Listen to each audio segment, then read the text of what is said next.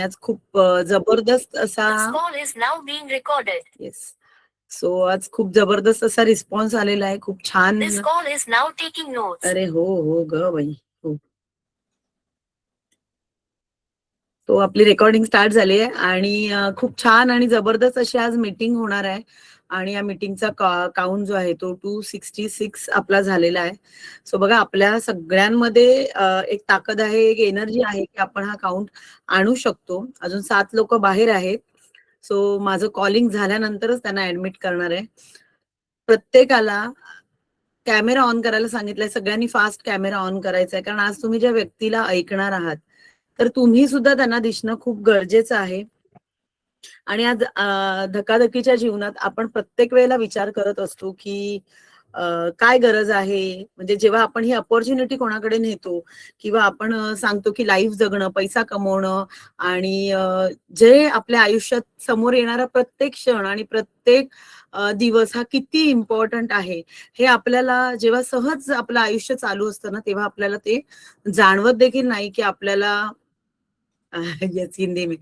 जब हम लाइफ जीते रहते हैं तो हमको उस एक सेकेंड, एक मिनट, एक दिन या एक महीने की कीमत पता नहीं चलती। लेकिन जब कोई ऐसी बहुत सारी दिक्कतें हमारे लाइफ में अचानक से आ जाती है, जो हमको एक दिन पहले या 4 दिन पहले या 5 दिन पहले पता भी नहीं होती कि हमारे जिंदगी में इतना बड़ा पड़ाव आने वाला है या इतनी बड़ी तकलीफ आने वाली है।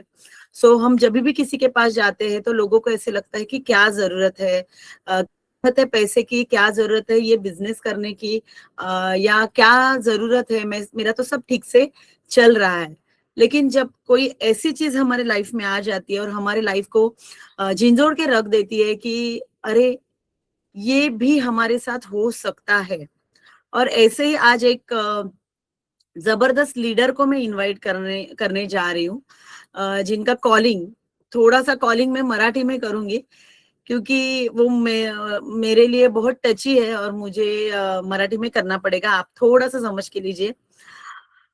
पण येस, माझी बेस्ट फ्रेंड आणि माझी कलीग आणि माझी बिझनेस पार्टनर साक्षी कदम मॅम यांचं तुम्ही नाव आज लिंक मध्ये पाहिलेलं आहे. कदाचित तुम्ही त्यांना मीटिंग घेताना सुद्धा पाहिलेलं आहे.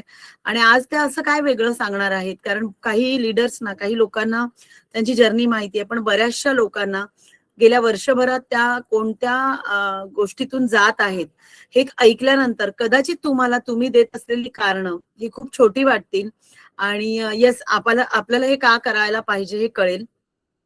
सो कॅन्सर सारख्या आजाराशी लढा देऊन फक्त 1 वर्षात पुन्हा स्वतःला उभं करणं हे खरंच खूप प्रेरणादायी आहे. आणि आज ती फक्त आयुष्य जगत नाहीये, तर अनेकांना जगण्याची नवीन प्रेरणा देत आहे. नेटवर्क मार्केटिंगने तिला फक्त आर्थिक संधी नाही दिली आहे, तर माझ्या मते तिला एक आत्मविश्वास, एक सकारात्मकता आणि नव्याने स्वप्न पाहण्याची ताकद दिलेली आहे. सो साक्षी, तुझ्या या जिद्दीला आणि तुझ्या कमबॅकला मनापासून सलाम. आणि मी तुला इन्व्हाइट करते executive DS we are more solution private लिमिटेडच्या साक्षी कदम मॅम. तुमचं जोरदार स्वागत. सगळ्यांनी जोरदार टाळ्यांनी मॅमचं स्वागत करायचंय. आणि थँक्यू सो मच साक्षी की या मीटिंगसाठी तू रेडी झालीस. आणि मला असं वाटतं की थोडंसं मध्ये मध्ये हिंदी सुद्धा घ्यावं लागेल, कारण आपले हिंदी भाषिक सुद्धा आहेत. किंवा तू बोल, मी थोडंसं हिंदी ट्रान्सलेट करून सांगण्याचा प्रयत्न करेन. नक्की. Thank you so much Mansi ma'am की तुम्ही मला आज ही मीटिंग घेण्याची संधी दिली, त्याबद्दल तुमचे मनापासून आभार. आणि मी प्रयत्न करीन मध्ये हिंदी बोलण्याचा. पण काय आहे की काही ज्या आपल्या भावना आहेत त्या जितक्या आपण मातृभाषेतनं देऊ शकतो त्या म्हणजे त्यांचं एक्सप्लेनेशन हिंदीमध्ये करताना थोडा प्रॉब्लेम येऊ शकतो. सो मी सगळ्यांना रिक्वेस्ट करीन की थोडं समजून घेतलं तर बरं होईल. मानसी मॅम आपल्या सोबत आहेतच की त्या आपल्याला सोबत सपोर्ट तर करतीलच. तर नमस्कार, मी Sakshi Kadam, we are more solution private limited या कंपनीमध्ये एक्झिक्युटिव्ह डीएस या पदावर कार्यरत आहे. ही माझी झाली वी आर मोर मधली ओळख. आणि आज मी तुम्हाला सांगणार आहे तो जो माझा प्रवास आहे त्याच्याबद्दल आणि आपल्या वी आर मोर बद्दल सुद्धा.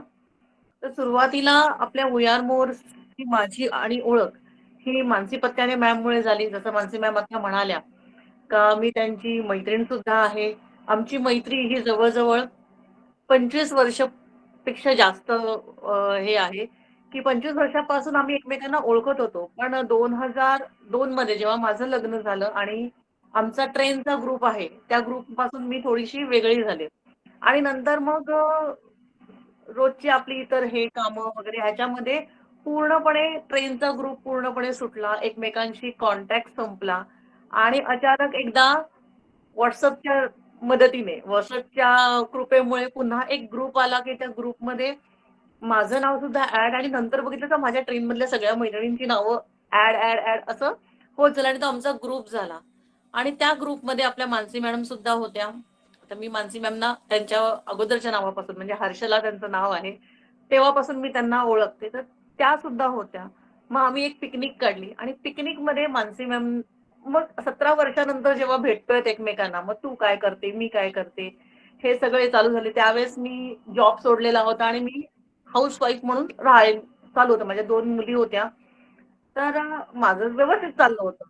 मानसी मॅमनी मला मी विचारलं, "तुम्ही काय करताय?" तर त्यांनी मला सांगितलं, की "बाबा, वी आर मोर बद्दलची एक साधी जुजबी अशी माहिती दिली आणि पॅडबद्दल सांगितलं." तर त्यावेळेस सुरुवातीला मी त्यांना म्हटलं, की हा पॅड आहे ना, असा पॅड मी वापरलेला आहे. मला नाही आवडला पॅड." तर मला म्हणाले, "कधी वापरला?" तर म्हटलं, "झाली 2 वर्ष." तर म्हणाले, "अगं, आपली कंपनी आत्ताच चालू झाली. वापरून बघ. मी सांगते म्हणून वापरून बघ." मग म्हटलं, "ठीक आहे. चला, आपली मैत्रीण आहे सांगते, तर आपण यूज करून बघूया." यूज केला, पॅड आवडला. मग म्हटलं आता ठीक आहे. 2-3 महिने कंटिन्यू मानसी मॅडमकडनं मी पॅड आपले दर महिन्याला 2-2, 3-3 बॉक्स असे घेत होते. मानसी मॅम मला सांगत होत्या, की "अगं, माझ्याकडनं घेते असं तुला एम-आर-पीला मिळेल, तुला थोडं डिस्काउंटमध्ये मिळेल, तर तू जॉइन कर." जॉइन करणार नाही. सुरुवातीचं पहिलं आहे. कारण का मी एका एम-एल-एम मध्ये काम केलेलं होतं आणि मला तिकडचा अनुभव चांगला नव्हता. त्यामुळे म्हटलं जॉइन वगैरे मी काय करणार नाही, ते वगैरे काय सांगू नको. म्हणजे म्हणाले, "ठीक आहे, तू 2-3 महिने त्याच्यात गेले." मग नंतर म्हणाले, "अगर महाग पडतंय तुला, नुसतं फक्त यूज करायचंय ना, यूज करण्यासाठी घे, एकदाच घे." सगळ्यांनी जशी कारणं सांगितली तशी मिस्टरांशी बोलते, त्यांना विचारते. मग ते काय म्हणतात ते बघूया. असं मी सुद्धा कारण दिलं. मिस्टर आणि जे आता आम्ही सगळ्यांना सांगतो, की खरंच मिस्टर काहीही बोलत नाहीत. तुला वापरायचंय, तुला घ्यायचंय, तू घे. हे त्यांचं उत्तर असतं. ही आपली कारणं असतात न जॉइन करण्यासाठी किंवा ह्याच्यासाठीची. तर तसं त्या पद्धतीने मिस्टरांनी सांगितलं. मग जॉइन केलं. जॉइन केलं तरी पण 6 महिने जवळ-जवळ मी प्रॉडक्ट वगैरे वापरत होते. पण 6 महिने मानसी मॅमनी मला मानसी पत्त्याने ग्रुपमध्ये जॉइन करून घेतलं. 6 महिने काहीही नाही. म्हणजे लिटरली सकाळी पासून मेसेज यायचे आणि अगदी 200, 250, 300 मेसेज रात्री आणि माझी तेव्हाची सवय होती. म्हणजे आता मे बी ते प्राजक्ता मॅडम असतील तर त्यांना माहितीये का मी रात्री 12 नंतर मी WhatsApp बघायचे. बाकी दिवसभरामध्ये कोणाचे कितीही मेसेज आले असेल तरी WhatsApp वरती तेवढी ऍक्टिव्ह मी नव्हती. त्यामुळे 12 वाजता ते बघायचे 200-300 मेसेज एवढे कोण बघणार? Clear chat. असं करत करत 6 महिने घालवले आणि 6 महिन्यानंतर मानसी मॅमना जेव्हा 535 पासून त्यांचं जे चालू झालेलं आणि 5,000च्या वरती 2-3 महिने जेव्हा त्यांना पेआउट यायला लागलं, तेव्हा त्यांनी मला एक मेसेज केला, की "रुपाली थोडं लक्ष घाल, इन्कम पण येते ह्याच्यातनं चांगलं." मग विचार केला चला आता एवढं म्हणते तर बघूया, ट्राय करूया. असा विचार करून मी थोडंसं लक्ष घालायला सुरुवात केली. तिकडे सुद्धा खूप कारणं होती, की मी स्टेटस नाही ठेवणार, मी असं नाही करणार. मी खूप खूप म्हणजे मानसी मॅमना माहिती आहे, की मी खूप कारणं त्यांना दिलेली आहेत. पण नंतर मग त्यांनी सांगितलं, की तू स्टेटस नाही ठेवलं तर लोकांना कसं कळणार? त्याच्यामुळे स्टेटस ठेव. काही प्रॉब्लेम आला मी आहे. तुला मी साथ सोबत आहे. तू टेन्शन घेऊ नकोस. म्हटलं ठीक आहे चल. मग स्टेटस ठेवायला सुरुवात केली. आणि लिटरली पहिल्याच दिवशी स्टेटसला 10 जणांचा रिप्लाय आला, की हे काय आहे? खरंच हे पॅडने असं होतं का? आणि मग थोडासा इंटरेस्ट यायला लागला, की चला ह्याच्यातनं काहीतरी येतंय, काहीतरी होतंय. पण मग कंपनी कशी आहे? काय कसं आहे? टी-डी-एस कट करतात, मग तो प्रॉपर भरतात की नाही? वगैरे असे खूप सारे प्रश्न होते. मग एक दिवशी मानसी मॅम मला डायरेक्ट ठाणा ऑफिसला घेऊन गेल्या, की चल तुझे जे काही प्रश्न आहेत ना, आपण तिकडे विचारूया. आणि अक्षरशः म्हणजे ठाणा ऑफिसला जेव्हा मी गेले, प्रिया मॅम विकास सर तेव्हा तिकडे होते, शिंदे सर होते. अगदी म्हणजे असं नाही की आपले एमडी आहेत किंवा सीएमडी आहेत, तर अगदी व्यवस्थित त्यांनी प्रत्येक प्रश्नाचं व्यवस्थित नीट उत्तर दिलं. मग थोडं समाधान वाटलं की हा ठीक आहे. म्हणजे मला हा टेन्शन होतं की मी एखादीकडनं जर का 3150 मागते, भले आता आपण सांगतोय की 3150 मध्ये काय आपल्याला प्रोडक्ट येतात किंवा हे, पण त्यावेळेस नवीन असल्यामुळे मला सुद्धा तितकं डिटेलमध्ये माहित नव्हतं. मी कोणाकडनं पैसे मागते, मग त्यांचे पैसे वाया गेले तर किंवा हे गेलं तर. मग हळूहळू हळूहळू कन्सेप्ट समजत गेले. मग मानसी मॅम म्हणाल्या की चल आपण एलडीपी आहे, वसईला एलडीपी होता, त्या एलडीपीला आपण म्हणजे त्यावेळेस तो माझा पहिला एलडीपी वसई एलडीपीला त्यांनी मला सांगितलं की आपण एलडीपी अटेंड करूया. मग एलडीपी अटेंड केला, तिकडे थोडासा समजला बिझनेस. असं करत करत ट्रेनिंग अटेंड करत करत हळूहळू टीम वाढत गेली. पहिली माझी मेंबर जी होती ती माझीच मैत्रीण, जी आम्ही दोघी जणी ज्या ह्याच्यातनं जात होतो की काहीतरी करायचंय काहीतरी करायचंय म्हणून तिलाच पहिला जॉईन करून घेतलं. आणि आज ती खूप छान पद्धतीने काम करत आज प्लॅटिनम डायरेक्टर पर्यंत पोहोचली आहे. ती माझी मैत्रीण प्राजक्ता सावंत. तिला मी ह्याच्यात जॉईन करून घेतलं, मग दुसऱ्या मैत्रिणीला सांगितलं. असं करत करत हळूहळू हळूहळू टीम माझी वाढत गेली आणि वाढत गेली. मग ब्रॉन्झ झाले, त्याच्यानंतर सिल्वर झाले, गोल्ड झाले आणि एक्झिक्युटिव्ह झाले. तोपर्यंत छान प्रवास चाललेला होता, मस्त. आणि कधी असं वाटलं पण नव्हतं की काही आपल्या आयुष्यात पुढे काहीतरी होईल. हा, ह्याच्यात आपल्याला करिअर करायचं आहे, छान पैसे येत आहेत, असा विचार करत करत करत प्रवास चालू होता. आणि सगळेच दिवस जसे सारखे राहत नाहीत, तसं अचानक ऑक्टोबर महिन्यापासून, ऑक्टोबर 2024 पासून हळूहळू तब्येत बिघडायला लागली. पण लक्षात आलं नाही की तब्येत माझी बिघडते असं. साधं कॉन्स्टिपेशनचं कारण होतं, तर कॉन्स्टिपेशन काय प्रत्येकालाच होतं. त्यामुळे आपले घरगुती उपाय केले. वजन थोडं कमी झालं. तर वजन कमी झाल्यावर आपल्या प्रत्येक लेडीजना असं वाटतं की चला वजन कमी होते, चांगली गोष्ट आहे. आपण हा विचार करतो की पण ते का कमी होते? काहीही न करता जर माझं वजन कमी होते, तर काहीतरी कारण असेल. ही पहिली मला डोक्याची घंटा जी आहे ती वाजली, पण त्याच्याकडे मी लक्ष नाही दिलं की चला वजन कमी होते, आनंद झाला, वजन कमी होते. त्याच्यानंतर डिसेंबर महिन्यामध्ये, डिसेंबर 24 मध्ये आपलं सफाळ्याला हे होतं, फ्रँचायझी ओपनिंग होतं. त्यावेळेस तिकडे प्रिया मॅम आल्या, तर त्या पण मला म्हणाल्या की मॅम तुम्ही दिवसेंदिवस जरा थोडं मला बारीक वाटत चाललंय, जरा बघा काहीतरी प्रॉब्लेम असेल. तेव्हा पण मी म्हटलं चला वजन कमी झालंय, मी बारीक झालीये, चांगली गोष्ट आहे, असा विचार करून तेव्हाही थोडाफार मी नाही तेवढं लक्ष दिलं. त्याच्यानंतर मग प्राजक्ता मॅडमनी पण मला सांगितलं की अगं तुझं थोडंसं मला डाऊन वाटतंय, तर बेरी प्लस चालू कर. तर जी आपल्या सगळ्या बायकांची आपली जी हे आहे की बेरी प्लसने वजन वाढतं, म्हणून आपण बेरी प्लस घ्यायला शक्यतो टाळमटाळ करतो. तर मीही तेच केलं. म्हटलं नको, माझं वजन कमी होते, चांगली गोष्ट आहे ना, काही न करता होते तर चांगलं आहे, असा विचार करून हे केलं. पण नंतर हळूहळू वजन खूपच जास्त कमी व्हायला लागलं. मग घरगुती उपाय केले, कॉन्स्टिपेशन आहे त्याच्यामुळे घरगुती उपाय केले. मग डॉक्टरांकडे गेले, डॉक्टरांनी पण औषधं दिली, त्याच्यानेही फरक नाही पडला. मग नंतर पंचकर्म करून बघितलं, त्यानेही फरक नाही पडला. त्याच्यानंतर म्हटलं आता मग पुढचे इन्व्हेस्टिगेशन करायला हवं आणि मग मुंबईला मी ट्रीटमेंट करायला सुरुवात केली. पहिल्यांदा स्कोपी केली, तो रिपोर्ट नॉर्मल. असं वेगवेगळ्या टेस्ट सगळ्या केल्या. मग नंतर स्कोपीचा रिपोर्ट नॉर्मल आल्यानंतर डॉक्टरांनी सांगितलं की नाही आता आपल्याला एमआरआय करावं लागेल, एमआरआय करून बघूया. जेव्हा एमआरआय करताना मी फक्त डॉक्टरांना एकच बोलले की डॉक्टर माझ्या ना कधीतरी पोटात दुखतं, जे कुठे दुखतं मला सांगता नाही येते, पण पोटात दुखते. ते मला ठीक आहे, पोटाचा पण एमआरआय करून घेऊया. आणि एप्रिल महिन्यामध्ये मी एप्रिल 2024 मध्ये एमआरआय केला. एमआरआय केल्यानंतर कळलं की पोटात मोठा प्रॉब्लेम आहे आणि आपल्याला लगेच ऑपरेशन करावं लागेल. त्यामुळे पहिलं ऑपरेशन जे आहे ते पहिलं ऑपरेशन माझं लीलावतीला झालं. आणि त्यावेळेस कळलं की पोटात ट्युमर आहे आणि बराच पसरलेला आहे. म्हणजे अगदी लास्ट स्टेज त्यांनी सांगितलं होतं माझ्या घरच्यांना, मला माहित नव्हतं.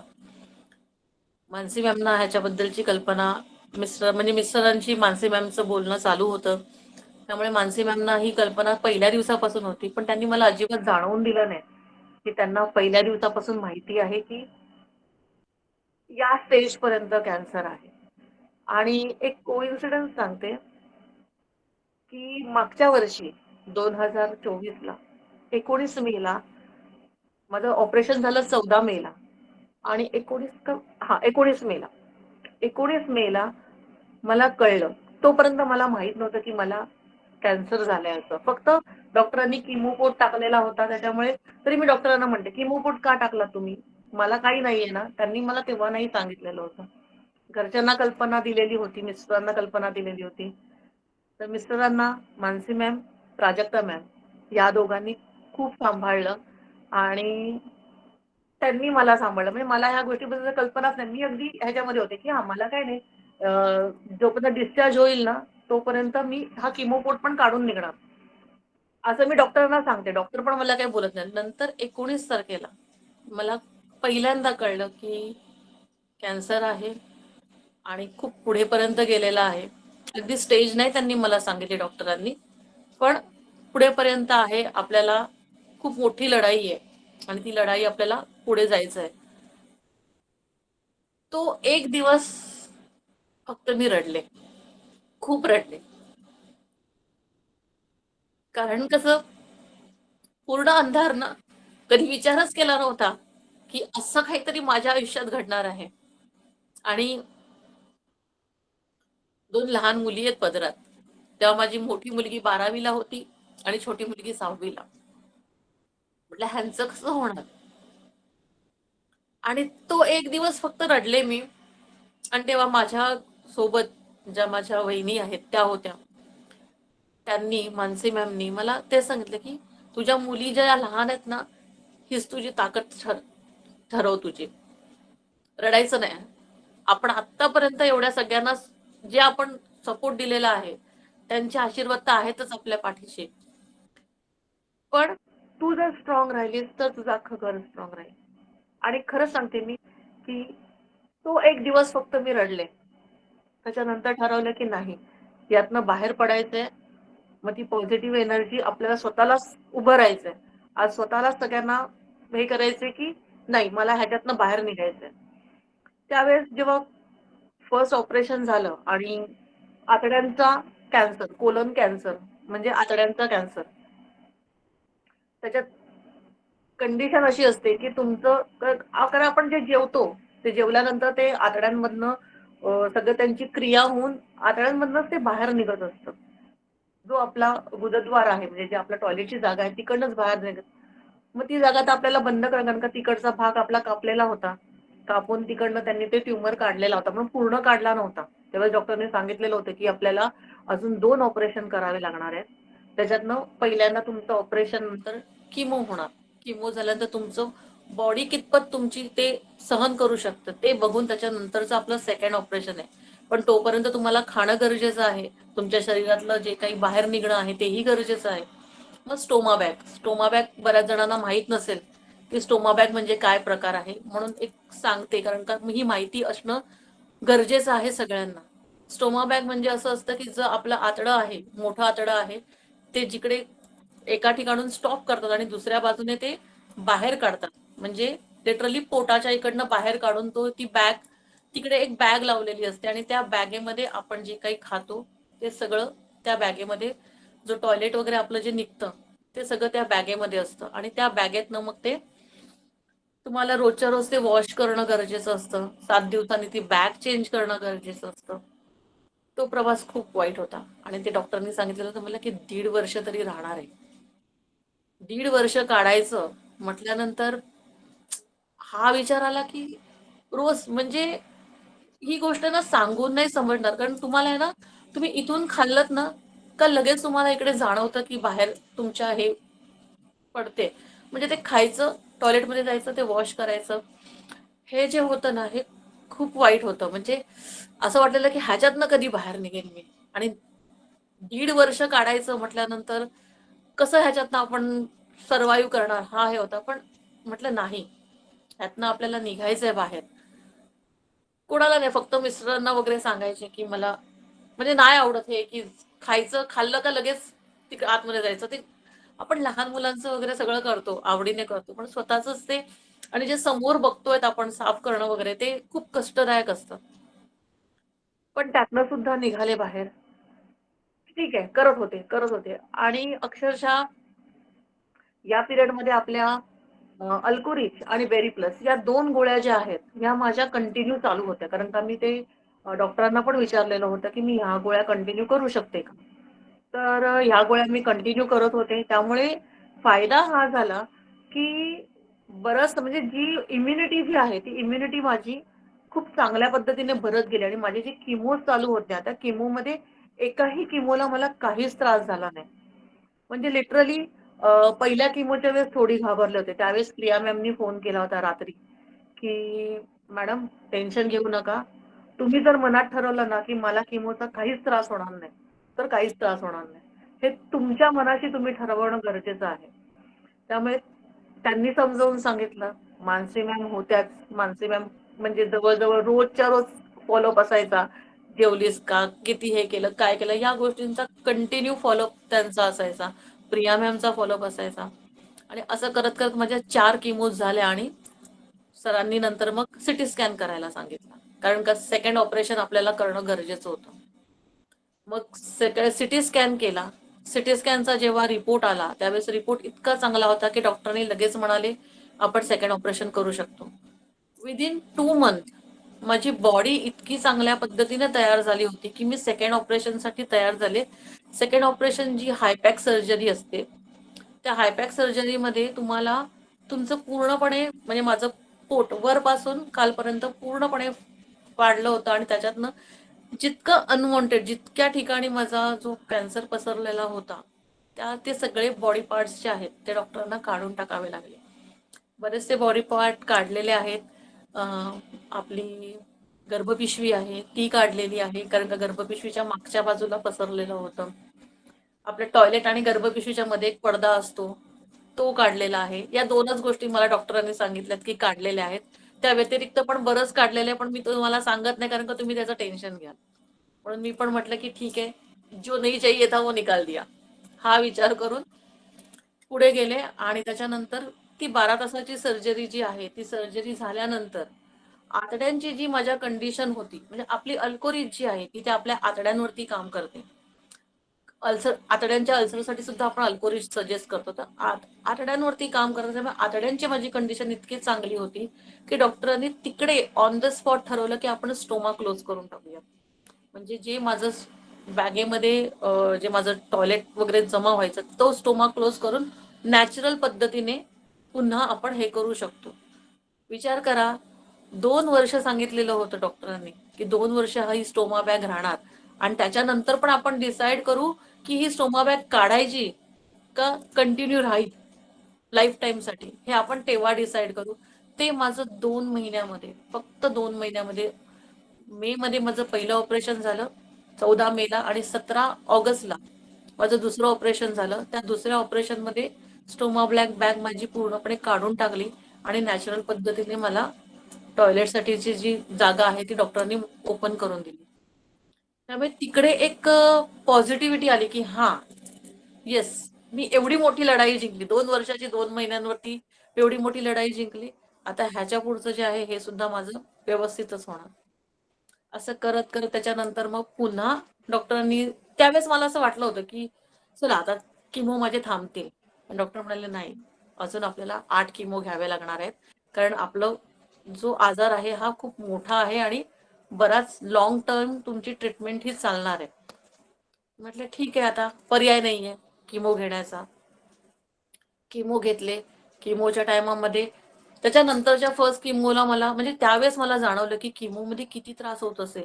कारण का पहिल्या त्या किमोला मला जाणवलं की मला पहिल्या किमोला त्याच्यानंतर ऑपरेशन नंतरच्या की त्रास झाला. त्रास म्हणजे लिटरली जस्ट एक ड्रॉप माझ्या बॉडीमध्ये गेला म्हणजे जाताना कळतो आपल्याला. तो ड्रॉप गेला आणि लगेच अनइझीनेस, श्वास घ्यायला त्रास, म्हणजे अंगावरती पुरळ वगैरे अगदी 2 ते 3 मिनिटामध्ये. आणि त्यावेळेस पहिल्यांदा माझे मिस्टर हादरले. म्हणजे आता एवढे दिवस त्यांनी मला खूप सपोर्ट केला होता. पण त्या दिवशी ते रडले माझी कंडिशन बघून. आणि त्यांना रडताना बघून म्हटलं नाही. मला आता परत रडून नाही चालणार. कारण का ते जर खचले तर मग माझं काही खरं नाही. त्याच्यामुळे मग पुन्हा उभं राहायचं ठरवलं.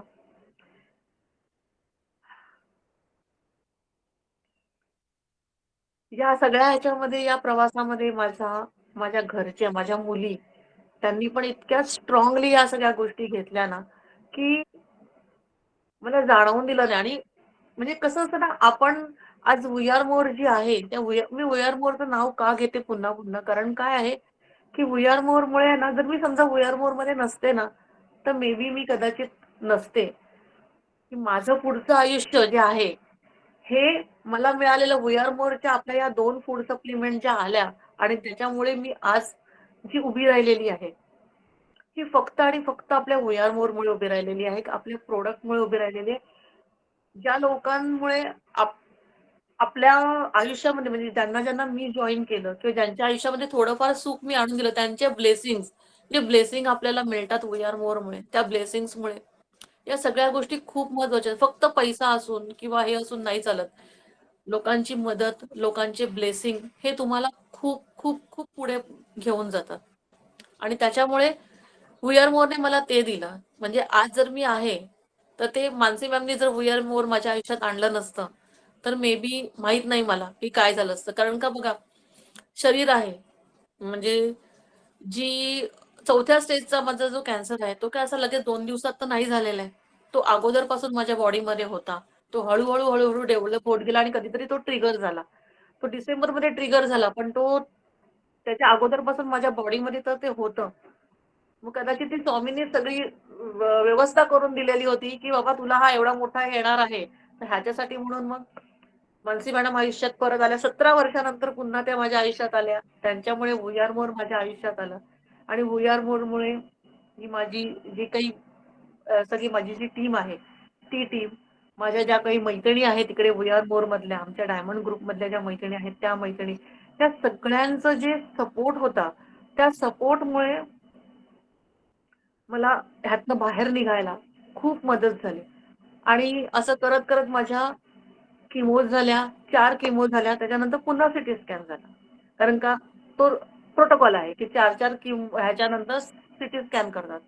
त्या सीटी स्कॅनमध्ये माझे रिपोर्ट इतके छान आले, की डॉक्टर म्हणाले पुढचे 4 किमो घ्यायची आपल्याला गरज नाहीये. आपण गोळ्यांवरती शिफ्ट होऊ शकतो. म्हटलं चला, म्हणजे आता तो किमोचा त्रास आहे, तो त्रास संपला. आता काय फक्त मला गोळ्या घ्यायच्यात.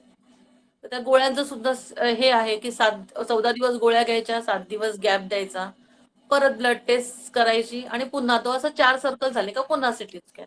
असं हे कंटिन्यूशन मध्ये चालू होतं. आता ह्या गोळ्या, किमोच्या गोळ्या ज्या आहेत, त्या गोळ्या सुद्धा इतक्या स्ट्रॉंग आणि या आहेत, म्हणजे की त्याच्यामुळे सुरुवातीला जेव्हा मला 1,500 mgच्या गोळ्या होत्या, सकाळी 1,500 आणि रात्री 1,500, अशा 1,500च्या ज्या गोळ्या होत्या, त्याने म्हणजे लिटरली हात आणि पायाची स्किन निघत होती.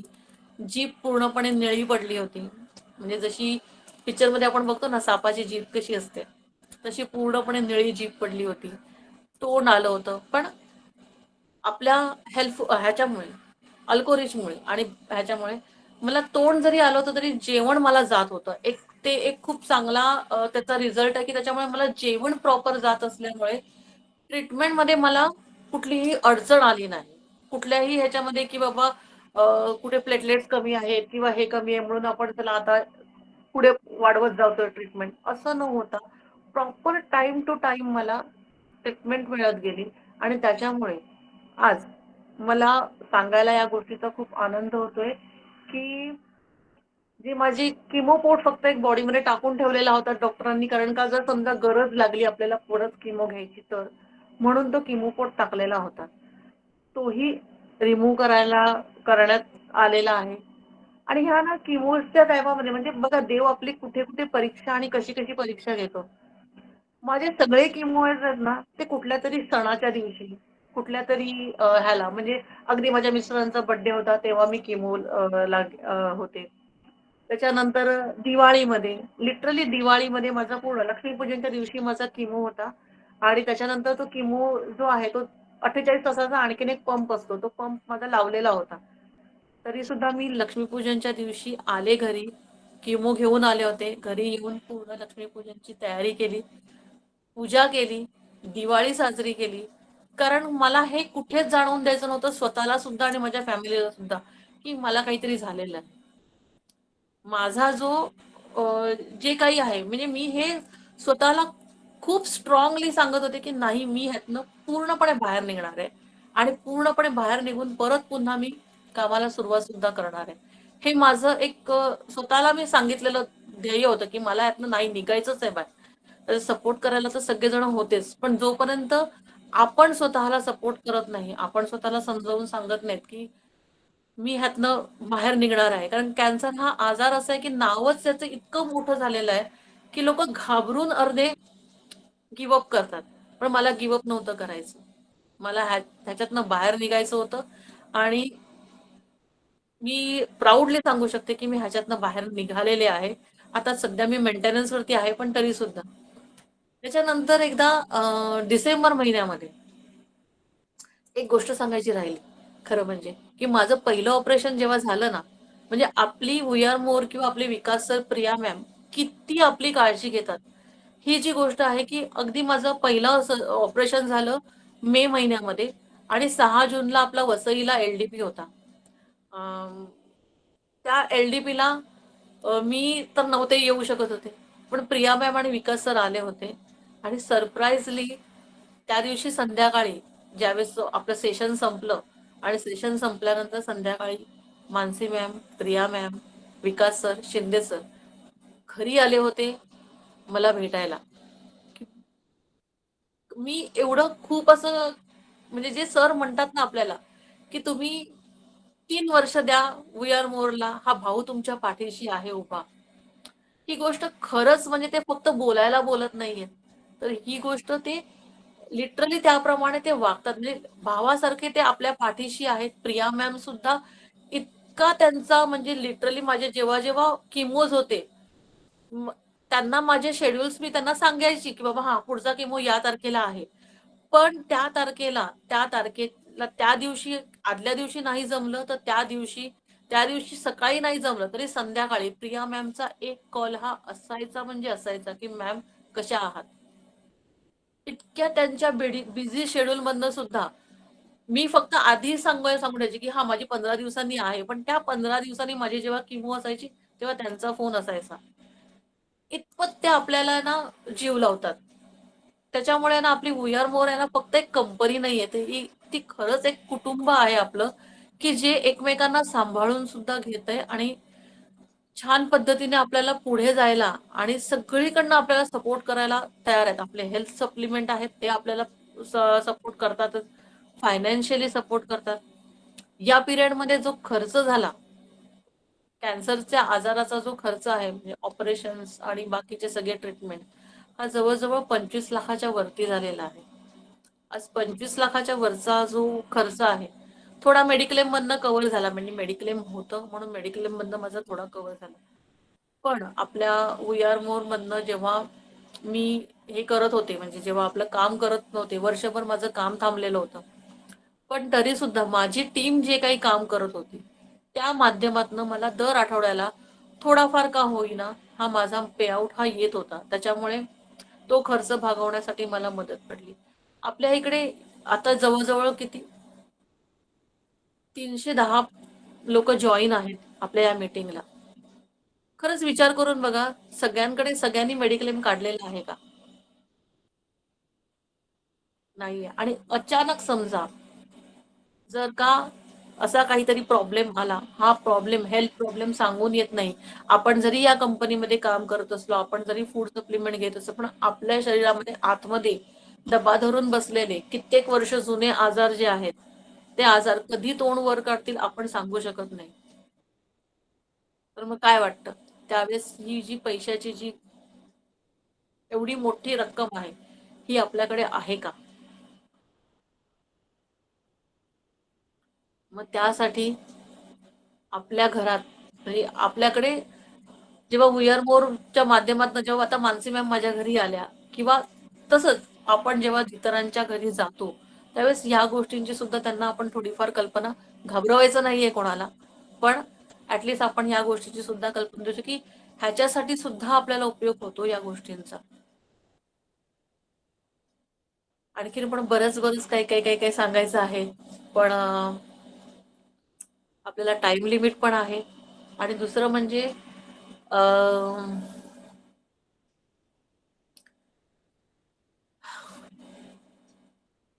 काही गोष्टी ज्या आहेत ना त्या गोष्टी नाही म्हणजे आठवायचं म्हणजे मी बघा मी ना सुरुवातीलाच ठरवलं होतं जेव्हा मला हा आजार झाला आणि मी म्हटलं मला ह्यातनं बाहेर पडायचंय त्यावेळेस पहिल्या दिवशी ज्यावेळेस मी सरांना भेटायला आपल्या विकास सर विरारला आले होते डिसेंबर महिन्यामध्ये.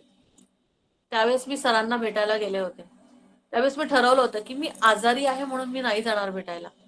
मी पूर्ण माझ्या अटायरमध्ये म्हणजे जो ब्लेझर आपण जो घालतो तो भले मी आजारी दिसत असेल, माझे केस हे झालेले होते, खूप गळले होते केस त्याच्यामुळे अ, हेड शेव्ह करण्याच्या अगोदर माझ्या छोटी मुलगी माझी खूप हे आहे इमोशनल आहे. त्याच्यामुळे तिने मला सांगितलेलं, की "आई मी तुला नाही बघू शकणार अशी पूर्ण केस काढलेला." म्हणून तिच्या मनाची तयारी म्हणून आधी मी थोडे छोटे केस केले, की "बघ बाबा हे छोटे केस केलेत ना तरी पण नाही होत आहेत." तर त्यावेळेस मी सरांना भेटायला जेव्हा गेले, त्या दिवशी मी माझा पूर्ण ठरवून गेले होते, की मी आजारी आहे म्हणून नाही जाणार आहे मी.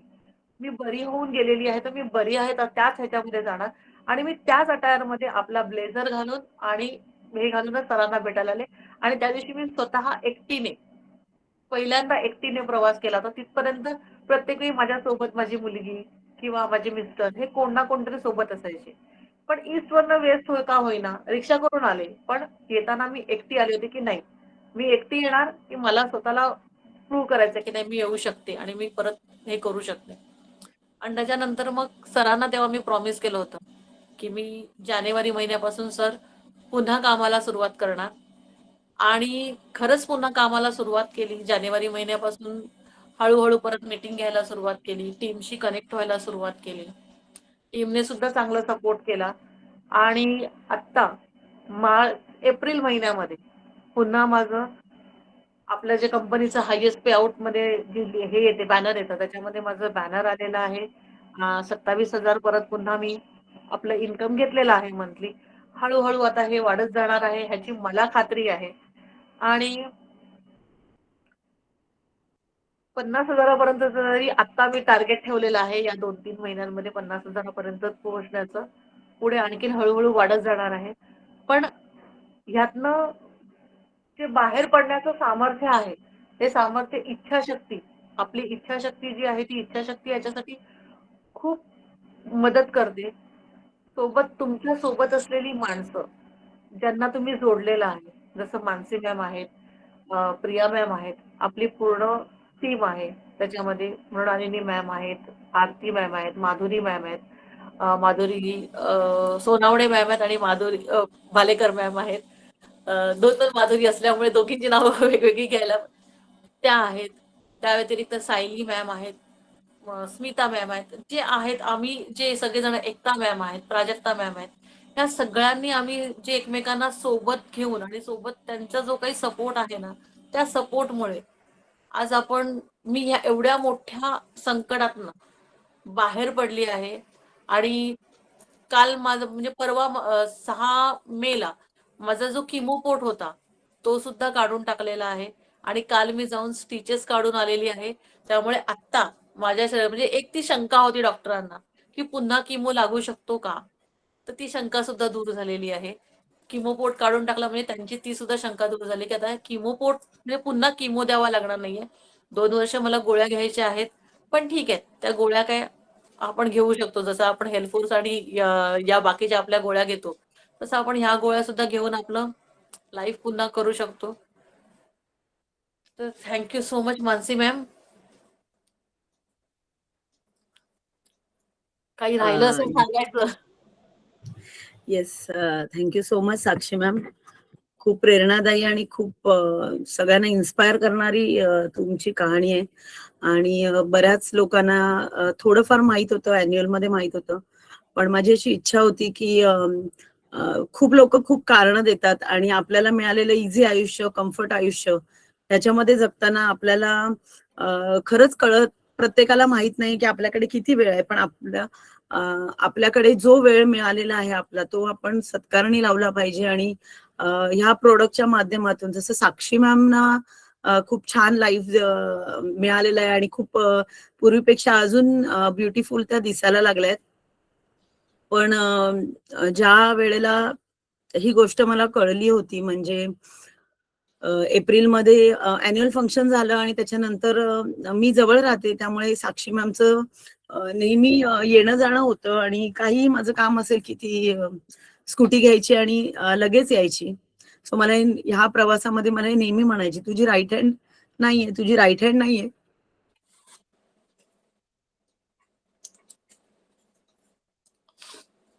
मानसी मॅम, आपण ठरवलंय ना रडायचं नाहीये. बघा मी अजिबात रडले नाही.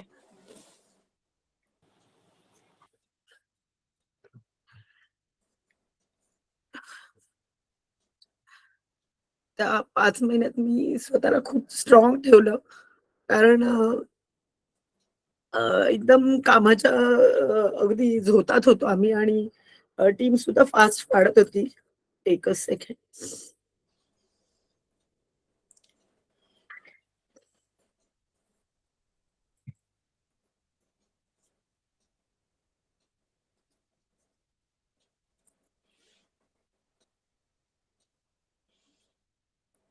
कामाचा लोड खूप वाढलेला होता. टीम खूप वाढलेली होती आणि अ, माझं म्हणजे बऱ्याच सगळ्याच लीडर्सना माहिती आहे, की माझं अकाउंटिंग म्हणा किंवा माझे जे पण गोष्टी होत्या त्या साक्षी हँडल करायची आणि ती थोडं-थोडं आजारी पडली. माझा हात दुखतोय, मला मोशनला प्रॉब्लेम होतोय.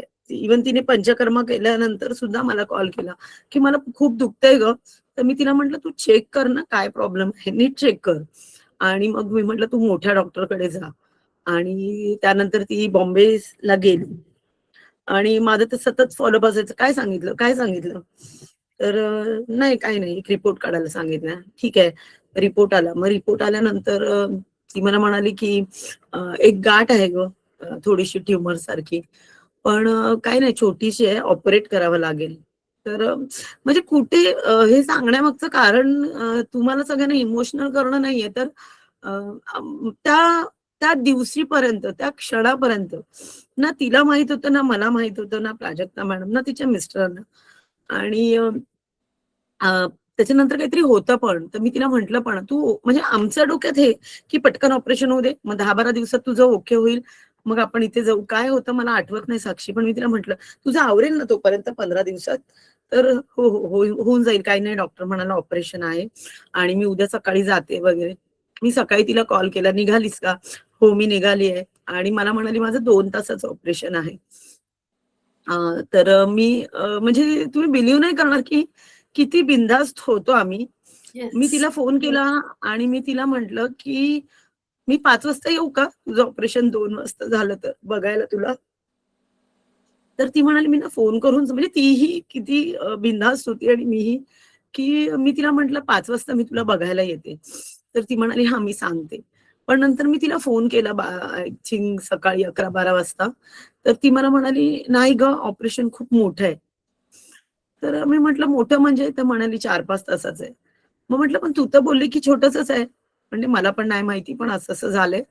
तर आज तू नको येऊ, तू उद्या ये." मी म्हटलं, ठीक आहे, मी उद्या येईन" म्हणून आणि त्यानंतर मग ती आय-सी-यूमध्ये शिफ्ट झाली, हे झाली. फोनवर टचमध्ये होतो.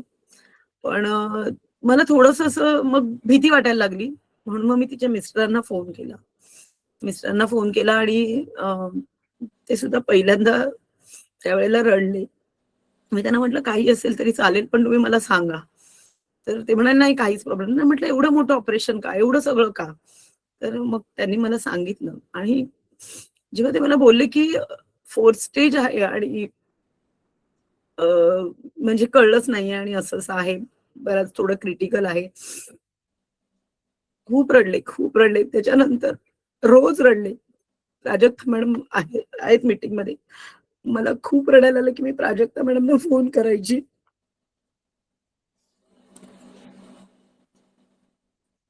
मानसी मॅम,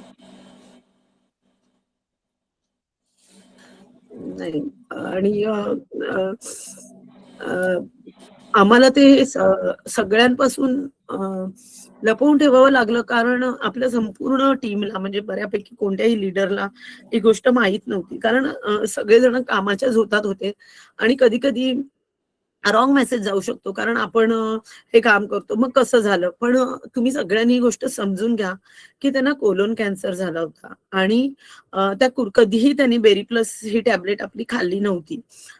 त्यामुळे बरेच जण आपण सगळेजण वेट वाढतंय किंवा काही गोष्टीमुळे मी तिला एकदा बोलली पण, की "तू अल्कोरिच आणि बेरी प्लस नाही खात आहेस का?" तर ती म्हणाली, "अल्कोरिच" नुकतीच मला वाटतं तिने चालू केली होती. हं. बरोबर साक्षी? हो, हो. नुकतीच जस्टच 10-15 दिवस आधी चालू केलेली. सो बघा तो आजार हा मे बी वी-आर मोरमध्ये येण्याच्या आधीपासून 3, 4, 5 वर्षापासून तिच्या शरीरात दबा धरून बसलेला होता. म्हणून मे बी कळलं नाही. आणि त्यानंतर मी पण तुम्ही समजू शकता, की आपल्याला एखादी गोष्ट माहीत आहे आणि ती टीमपासून पण लपवायची आहे आणि साक्षीपासून पण लपवायची आहे. या यामध्ये खूप त्रास झाला. पण मला स्ट्रॉंग होणं गरजेचं होतं. कारण प्रिया मॅडमनी मला सांगितलं होतं, तुम्ही तिच्यासमोर जर तुम्ही डाउन झाले तर त्रास होईल तिला. तर तिचे मिस्टर खरंच खूप मी नेहमी म्हणेन, की तिचे मिस्टर पण खूप स्ट्रॉंग आहेत आणि त्यांनी खूप सपोर्ट केलाय तिला. आणि प्रिया मॅमनी मला सांगितलं, की तुमची जबाबदारी आहे, की तिने जेवण वेळेवर केलं की नाही, तिने खाल्लं की नाही. आणि हे सगळं आणि खरं सांगू मला ही अशी कधी सवय नव्हती. पण साक्षीसाठी मी आठवणीने फोन करायची, "तू खाल्लंस, नाही खाल्लंस, झालं का सगळं?" इव्हन जेव्हा तिचं हेड शेव्ह करायचं होतं, तेव्हा सुद्धा प्रिया मॅमनी सांगितलं होतं, की "तुम्हाला स्ट्रॉंग व्हावं लागेल, तुम्हाला जावं लागेल, तुम्हाला तिला कन्व्हिन्स करावं लागेल, सगळं तुम्हाला करावं लागेल. जरी तुम्हाला आवडत नसेल तरी सुद्धा." आणि आम्ही ते केलं. आणि जसं-जसं तिचं पॉझिटिव्ह रिप्लाय यायचे, रिस्पॉन्स यायचे. खरंच खूप, खूप, खूप स्ट्रॉंग आहे साक्षी.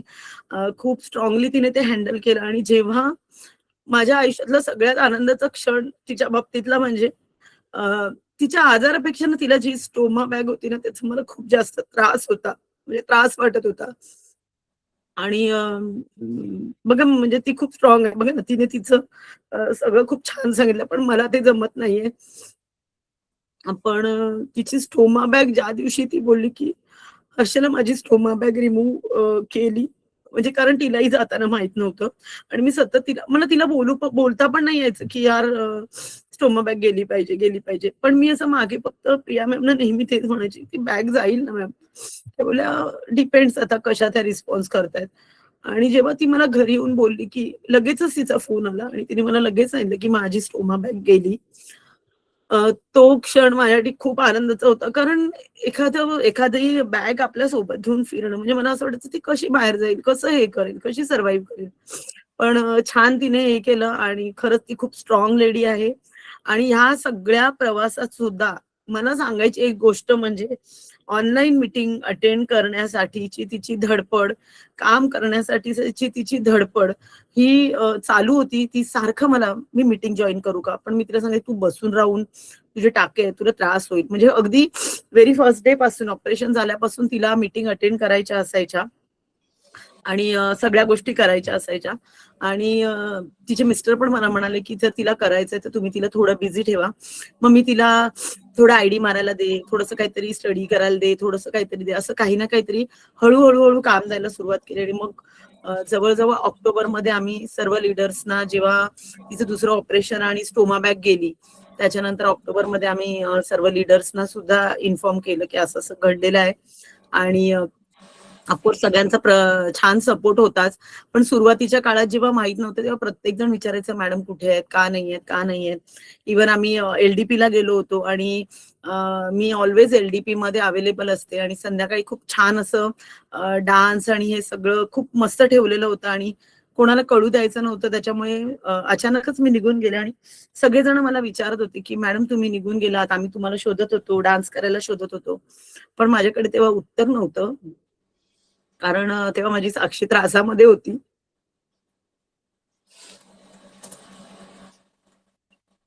सो खूप स्ट्रॉंग आहे आणि मी तुम्हाला प्रत्येकाला हे सांगेन, की अ, आयुष्यामध्ये जे क्षण आपल्याला मिळालेत ना, ते क्षण खूप चांगल्या पद्धतीने जगा आणि तुम्हाला व्ही-आर मोड तुमच्या आयुष्यात आलंय, दोन्ही बाजूने आलंय. हेल्थ सुद्धा देणार आहे आणि वेल्थ सुद्धा तुम्हाला देणारच आहे. आणि आपण जेव्हा मार्केटमध्ये जातो तेव्हा आपल्याला कोणीतरी काहीतरी बोलतं आणि आपल्याला वाईट वाटतं. पण तुम्ही हा विचार करा, की एखादी साक्षी तुमची सुद्धा वाट बघत असेल आणि जर तुम्ही तिच्या आयुष्यात गेलात तर तिचं आयुष्य तुम्ही खूप चांगलं करू शकता. आणि सगळ्यांनी बघा कॅमेऱ्यामध्ये बघून सांगायचं की साक्षी पहिल्यापेक्षा अजून जास्त क्यूट दिसते की नाही. सो खूप क्यूट दिसते आणि तिने माझ्यापेक्षा खूप स्ट्रॉंग आहे, ती अजून स्ट्रॉंग आहे. कारण मी पण तिला बोलले होते की नाही नाही रडणार, पण ती स्ट्रॉंग आहे माझ्यापेक्षा. ऑफकोर्स ती स्ट्रॉंग आहे आणि मी पण खूप स्ट्रॉंग झाली आहे.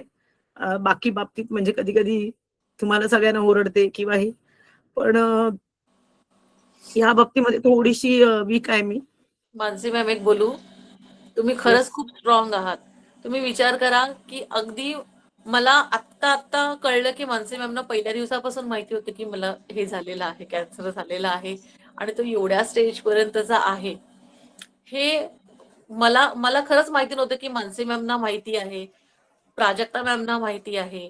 पहिल्या दिवसापासनं या दोघींनी सुद्धा इतक्या स्ट्रॉंगली त्या माझ्या मागे उभ्या राहिल्या ना, की त्यांनी मला कधीच दाखवून पण दिलं नाही की त्यांना माहिती आहे. हे आता आम्ही जेव्हा मानसी मॅमसाठी बालीच्या शॉपिंगसाठी आम्ही जेव्हा फिरत होतो ना, त्यावेळेस मानसी मॅमनी मला सांगितलं की मला पहिल्या दिवसापासून माहिती होतं.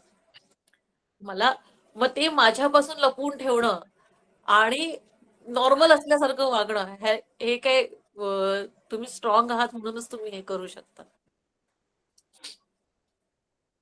Yes. So thank so much. आणि मला असं वाटतं आज खूप लोक इथे मीटिंगला होते. सो प्रत्येकाने ना खरंच म्हणजे आयुष्य खूप सुंदर आहे. आणि मी ना साक्षीची धडपड पाहिली आहे गेल्या वर्षभरातली, की आणि ती हे मान्य करेल, की गेल्या वर्षभराच्या आधीची साक्षी जी व्ही-आर मोरमध्ये काम करायची ती, नाही असं नाही. जसं तुम्ही करताय, चाललंय, मला आयडीच मिळत नाहीये, मी प्रयत्न करतेय, होतंय, जातंय. जसं आता प्रत्येकाची कारणं आहेत. ती आणि आता तिला जे व्ही-आर म्हणजे म्हणतो ना, एक नवीन जन्म मिळाल्यासारखा. आणि येस, जेव्हा आपण टच करून येतो ना आणि तेव्हा आपल्याला जेव्हा कळतं ना, की नाही यार, आपण आपलं आयुष्य इतकं हलक्यात नाही घेतलं पाहिजे. आपण आपल्या आयुष्यातला प्रत्येक क्षण जगला पाहिजे. जेव्हा मी आता इंटरनॅशनल ट्रिपला गेले ना, मला खूप म्हणजे कदाचित कोणाला तरी असं वाटेल, की यार ओव्हर बोलते. मला प्रत्येक क्षणी मी प्रत्येक माझ्या लीडरला फोन केला, की तुम्ही जगा, तुम्ही हे आयुष्य जगा. खूप सुंदर आहे आयुष्य आणि हे जगा. कारण आपण आहे ना वेळ निघून गेल्यानंतर काही गोष्टींचा विचार करतो. जसं की आपले आई-वडील आहेत, तेव्हा आपण कधी-कधी त्यांच्याशी बोलत नाही, त्यांना थँक बोलत नाही, सॉरी बोलत नाही किंवा कॉल करत नाही आणि मग नंतर ती गोष्ट घडून गेल्यावर आपण खूप रडतो, खूप फोटो ठेवतो, खूप गोष्टी करतो. पण असताना करणं आणि आपल्या म्हणजे आपल्या आई-वडिलांना, आपल्या मुलांना, आपल्या नवऱ्याला आणि आपल्या स्वतःला खुश ठेवणं, आपल्या स्वतःला आनंद देणं, ही पण खूप मोठी गोष्ट आहे. खूप मस्त व्ही-आर मोरमधून इन्कम घ्या, खूप शॉपिंग करा, मजा करा, खा, प्या. मी तुम्हाला हा विषय नाहीये, पण मी ना नेहमी ना तो बॉडी स्पा ऐकायची. आणि मला खूप असं वाटायचं, काय असेल म्हणजे बॉडी स्पा म्हणजे कसं करा. आणि इव्हन आम्ही थायलंडला केला पण तो वेगळाच होता. तो वेगळाच होता. आणि साक्षी मॅडम हसतायत. आम्ही इमॅजिनेशन करून वेगळं केलं. पण बालीला गेल्यानंतर म्हणजे मिस्टरांना मी म्हटलं, मला बोलले, "तुला वाटतं तर जाऊन करून ये ना, तिथे स्पेशल रूम आहे. जा करून ये. काय होतील खर्च ते कर." आणि लिटरली तिकडचे 4,500 म्हणजे इथले ₹4,500 चा स्पा मी केला आणि लिटरली जन्नत. म्हणजे सगळ्या मी ज्या गोष्टी तिथे अनुभवल्या ना, खूप जबरदस्त. त्यामुळे ना, हे कुठे केलंय सगळं तुम्ही स्वतःच्या लाईफमध्ये? तुम्ही नाही जगलेत सगळेजण, तर तुम्ही हे जगा. आणि हो, मानसी साक्षी, मॅम. हे थँक यू. आहे. हे खरंच आहे, की जेव्हा लीलावतीला आम्ही चालायचो ना, म्हणजे ऑपरेशन नंतर डॉक्टरने चालायला सांगायचे संध्याकाळी. त्या चालायचो तर त्या लीलावतीच्या बाहेर आहे ना, असं एक बसायची जागा होती आणि तिकडनं ना पूर्ण बँड्रा दिसायचा. आम्ही मानसी मॅम तुम्हाला तिकडनं एकदा दोनदा फोन पण मी केला होता. त्यावेळेस आहे ना आम्ही दोघं जण बसलेलो ना, त्यावेळेस असं विचार येतो, की कधी आपण असं बसलो दोघं जण. म्हणजे आज आपल्याला वेळ मिळालाय, की भले ते ह्याच्यामुळे मिळालं, पण खरंच आपण आपलं आयुष्य यातनं जगत नाही. पण त्यावेळेस जेव्हा ती वेळ त्या तिकडे जाऊन मी जेव्हा टच करून आले ना, त्यावेळेस मला खरंच वाटलं, की खरंच मी खूप जगणं पण माझं हे राहिलेलं आहे आणि वी आर मोरच्या बाबतीत म्हणाल ना, तर हां, माझ्यात खूप म्हणजे तो ना एक म्हणजे आता मला हे हे सगळं पाहिजे. म्हणजे मला माहिती नाही मला कधी काय हे आहे, पण मला हे सगळं मिळवायचं आणि मला हे सगळं करायचंय. ही एक आहे ना आग माझ्यामध्ये पण लागलेली आहे. की नाही मला आता हे करायचं म्हणजे करायचंय. आधी कसं होतं की हा ठीक आहे चल होईल. आता आहे ना ह्याच्यानंतर होईल, त्याच्यानंतर होईल. पण आता नाही, आता असं वाटतं की नाही मला करायचंय. मला ह्याच्यातनं म्हणजे जितक्या लवकर निघता येईल तितक्या लवकर मला निघायचंय आणि तितक्या लवकर मला ह्याच्यातनं बाहेर पडायचंय. येस. साक्षी मॅडमचा एक स्क्रीन शेअरिंग केले. साक्षी मॅडमचा एक फोटो मी दाखवते की जे आम्ही कधी दाखवले नव्हते. दिवाळीतला फोटो आहे आणि ही साडी मी दिवाळीच्या अगोदर दिली होती आणि लिटरली लक्ष्मीपूजनच्या दिवशी केमो घेऊन आल्यानंतर ही साडी नेसून मला तिने लगेच कॉल केलेला आणि मी शॉक होती की अरे आज तुझा केमो झालाय आणि तू साडी नेसून तयार. म्हणजे तिच्याकडे असतील ते फोटो. त्याच्यानंतर हा फोटो जो ती स्वतः पूर्ण तयार होऊन विकास सरांना भेटायला आलेले. बघा आपण किती कंटाळा करतो, किती हे करतो, पण त्या गोष्टी म्हणजे तिला म्हणजे ती मला हे पण बोलायची की अरे मला हे ड्रेस घालायला मिळतील का, मला हे म्हणजे ब्लेझर घेतले, काय काय तिने केलं होतं. सो ते ब्लेझर घालून ती त्या मीटिंगला आली होती आणि आम्ही पिकनिकला गेलो होतो. सो त्या पिकनिकला सुद्धा आमच्या एवढ्या एनर्जीने साक्षी त्या पिकनिकमध्ये इन्व्हॉल्व्ह झाली होती. त्यानंतर LDP ला आली होती, पूर्ण दिवस बसली आणि हेडशेव केलं होतं. मी तिला म्हटलं काही टोपी बिपी घालायची गरज नाही. आणि तुम्ही बघा ना, मी तुम्हाला मोठा फोटो दाखवते, इतकी क्यूट दिसते ना त्या म्हणजे ह्याच्यामध्ये. सो तुम्ही जर कॅरी केलं तर तुम्ही कोणत्याही ह्याच्यामध्ये खरंच क्यूट दिसू शकता. आणि आणि आता हा लेटेस्ट साक्षी मॅडम लेटेस्ट फोटो आहे परवाचाच. किती सुंदर केस आलेले आहेत बघा, एकदम छान. म्हणून मला त्या दिवशी कोणीतरी बोललं पण की हा फोटो मी स्टेटसला ठेवल्यानंतर कोल्हापूर टीम मधल्या एक आहेत त्या बोलल्या ह्या मॅडम ना किती क्यूट केस आलेत ना. मी म्हटलं हो, आपले प्रिया वेदा अल्कोरिच बेरी प्लसची कमाल आणि तिची विल पॉवर या सगळ्यांची कमाल आहे. सो थँक्यू सो मच साक्षी. सगळ्यांना तुझी जर्नी शेअर करणं, कारण हे सगळं शेअर करायला सुद्धा परत एक जिगरा लागतो आणि ते तू केलंस. Thank you so much. काही लोकांनी हँड रेस केले. So yes.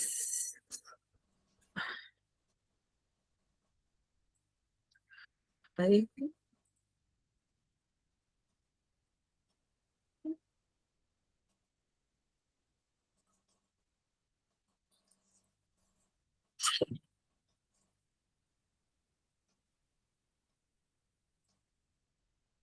Yes Mrunali ma'am, तुम्हाला मी कोस्ट केलंय. आरती येस. मॅमना पण करते. खरंच आपल्या सगळ्यांच्या लाडक्या साक्षी मॅम खूप खूप म्हणजे इतकं त्यांच्यामध्ये त्यांनी इतकं सहन केलंय ना आणि म्हणतो ना त्या आपल्या सगळ्यांना एक प्रेरणा आहेत. कारण ना बरेच जण आपण प्रत्येक गोष्टीमध्ये कारणं देत बसतो, बरोबर की नाही. पण आज त्यांनी एवढ्या मोठ्या आजारातून न कारणं देता, कोणाला काही लोकांना माहीत सुद्धा नसेल पण ज्यांना माहिती आहे, आता आम्ही म्हणजे जेव्हा सुरुवातीला त्यांना काही ना काहीतरी थोड्याफार असे त्रास व्हायचे, तर माझ्या घरी आम्ही असे हे आजार हा असं इतक्या जवळून बघितलेला ना, त्यामुळे थोडीशी पाल चुकायची तरी पण मी मनाला सांगायची की नाही आमच्या साक्षी मॅम असलं काही नसेल. पण जेव्हा मानसी मॅम बोलल्या ना तेव्हा अक्षरशः हादरून गेलो. म्हणजे म्हणतो ना अगदी म्हणजे माझ्या तर पायाखालची जमीन सरकली. म्हणतो बापरे, म्हणजे साक्षी मॅम. आणि मला ना तो दिवस आठवला. साक्षी मॅम तुम्हाला आठवतोय का, आपण संतोष सरांच्या मेडिटेशनला जेव्हा तुम्ही मला मिठी मारलेली आणि आई म्हणून हाक मारली होती,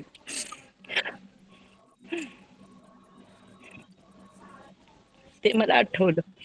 म्हणलं मी तेव्हाच आई अंबाबाईला म्हटलं माझ्या लेकीला काही झालं नाही पाहिजे. खरंच खूप म्हणजे तेव्हा मी एकटीच रडली होती. खूप म्हणजे खूप. म्हणजे कारण आम्ही हा आजार इतक्या जवळून बघितलेला ना, त्याच्यामुळे म्हटलं नाही साक्षी मॅम यातनं बऱ्या झाल्या पाहिजेत. आणि त्या आता एवढ्या छान आहेत ना, खरंच आम्ही खूप खुश आहोत. आणि हे सगळं म्हणजे आम्ही वेगवेगळ्या टीमचे आहोत मानसी मॅमच्या, तरी सुद्धा एवढे एकत्र का, तर हे सगळं श्रेय मानसी मॅमना आहे.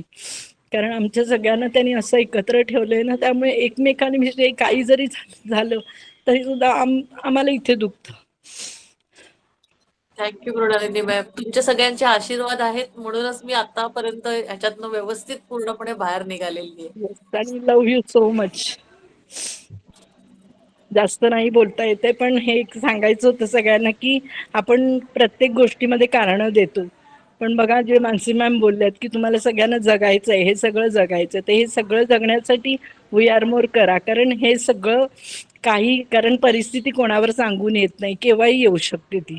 मग त्याच्यासाठी असं धीराने तोंड द्यायला पाहिजे की तिथे तुम्ही खचून न जाता मला याच्यातून बाहेर यायचं आणि मी स्ट्रॉंग, मी बरी होणार हे करून. कारण खरंच जसं सांगितलं तसं केव्हाही काही होऊ शकतं. तर याच्यासाठी प्रत्येकाने नाही देव न करू कोणावरच येऊ. मी तरी म्हणते माझे जे लोक सगळे आहेत ना, कधीच कोणाला काही आची यायला नको. पण काही जरी झालं तरी प्रत्येकाने जसं साक्षी मॅमना डोळ्यासमोर ठेवा आणि आपले प्रोडक्ट पहिले प्रत्येकाने यूज करा आणि वी आर मोर साठी जगा आणि प्रत्येकाने मीटिंग अटेंड करा. कारण मी आता बाहेर आहे, घरामध्ये एवढा गोंधळ आहे तरी सुद्धा मी रोडवर येऊन बसली आहे. का तर हा श्वास आहे माझा आणि हा श्वास घेतल्याशिवाय जिवंतच नाही राहू शकणार. Thank you very much ma'am. जास्त नाही बोलू शकत. Love you thank you so Monali ma'am. Much. Aarti ma'am. Yes, thank you so much Mansi ma'am. Yes Sakshi ma'am, खरंच खूप स्ट्रॉंग आहात तुम्ही. म्हणजे साक्षी मॅम बरोबर मृणाली मॅम म्हणाल्या की आम्हाला एकत्र ठेवण्याचं काम मानसी मॅमने केलेलं आणि आमचा खूप छान असा बॉन्ड. म्हणजे त्यांची जर्नी भले मध्ये आम्हाला ते केमो वगैरे त्यांचे माहित नव्हते, पण पहिल्यापासून एकत्र त्याच्यामुळे कधी कधी आमचे असे विषय निघायचे की "अरे, माझं पोट वाढलंय" किंवा सेल्युलाइट जेल लावू, हे लावू, ते लावू, असं बरंच आमचं डिस्कशन व्हायचं. आणि तेव्हा मग साक्षी मॅमना मी एकदा बोललेली पण की साक्षी मॅम बाकी तुम्ही एकदम अशा खूप स्लिम आहात, फक्त तुमचं म्हणजे पोट जे आहे ना तेच फक्त आहे. मग ते बोलले हो ना, सेल्युलाइट जेल लावते, हे करते, सगळं करते, योगा करते, पण काही कमीच होत नाही, काय माहिती. असं म्हणजे आमच्याशी मस्करी मस्करी असायची आणि करायचो. आणि म्हटलं ठीक आहे, म्हणजे असतं ना असं. तर म्हटलं ठीक आहे. त्याच्यानंतर त्या गिरनारला कुठेतरी गेलेल्या मला वाटतं आणि त्यानंतरच हे सगळं काहीतरी मध्ये दुखत होता, बरंच काय काय व्हायचं. तर आम्ही बोलायचो तेव्हा पण एकत्र आलेले आणि म्हटलं अरे साक्षी मॅम हात दुखतो, मग आपली ऑल टोटल आहे ना, म्हणजे असं बरंच चालायचं. आणि त्याच्यानंतर मानसी मॅमचे कॉल वगैरे आमचे असायचे ना, तर तेव्हा मानसी मॅडम फोन करायचे, तेव्हा कुठेतरी वाटायचं की काहीतरी ना काहीतरी होतंय, काहीतरी होतंय, काहीतरी होतंय. तर एकदा सहज मी मानसी मॅमना बोलली, म्हटलं मानसी मॅडम काही प्रॉब्लेम आहे का, काय झालंय का, आवाजामध्ये पण थोडंसं मला हे वाटतंय, काय झालंय का.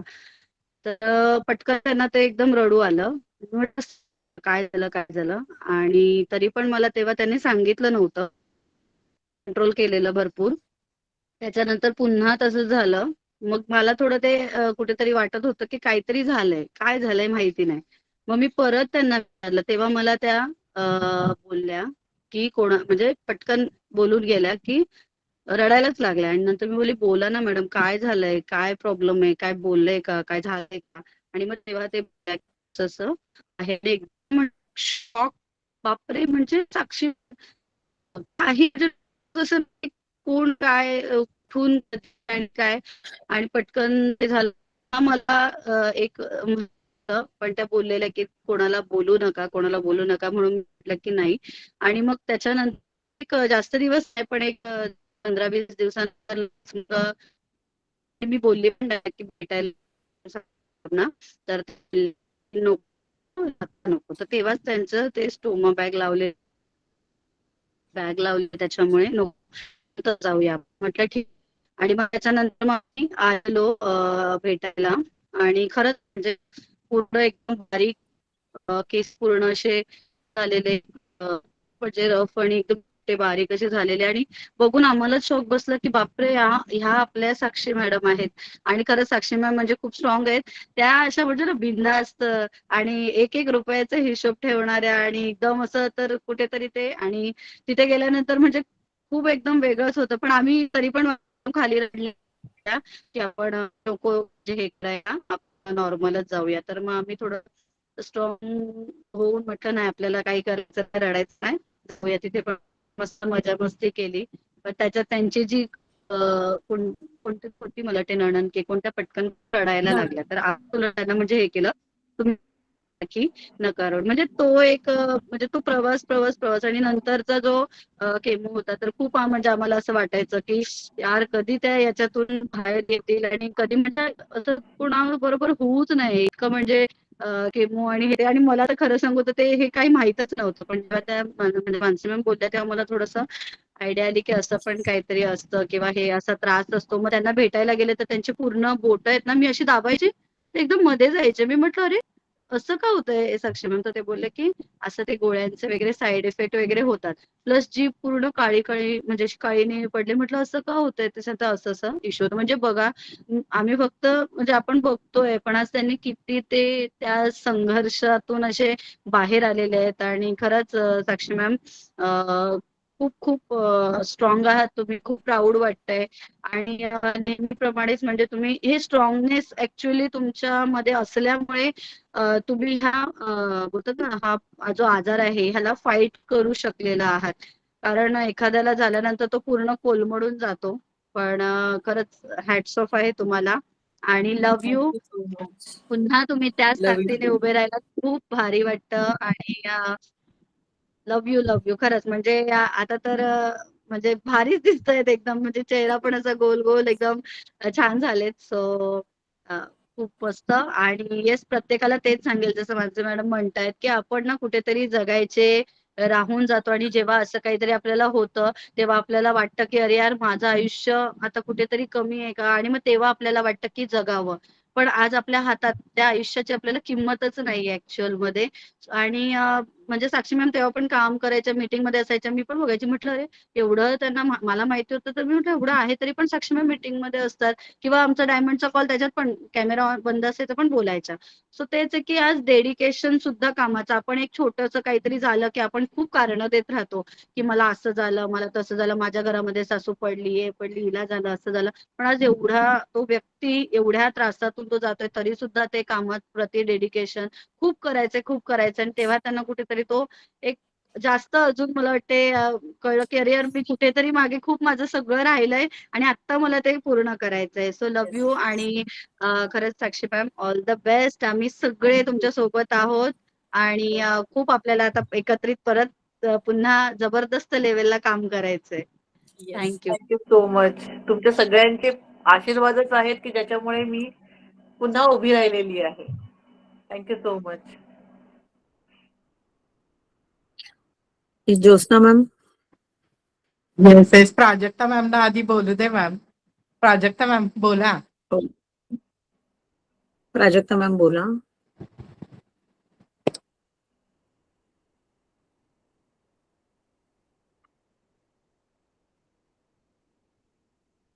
प्राजक्ता मॅम तुम्हाला अनम्यूट केलंय. Hello hello. हा प्राजक्ता येतोय आवाज. मी बाहेर आहे त्याच्यामुळे व्हिडिओ ऑन करू शकत नाही. आता साक्षी मॅम बद्दल काय बोलायचं काय नाही.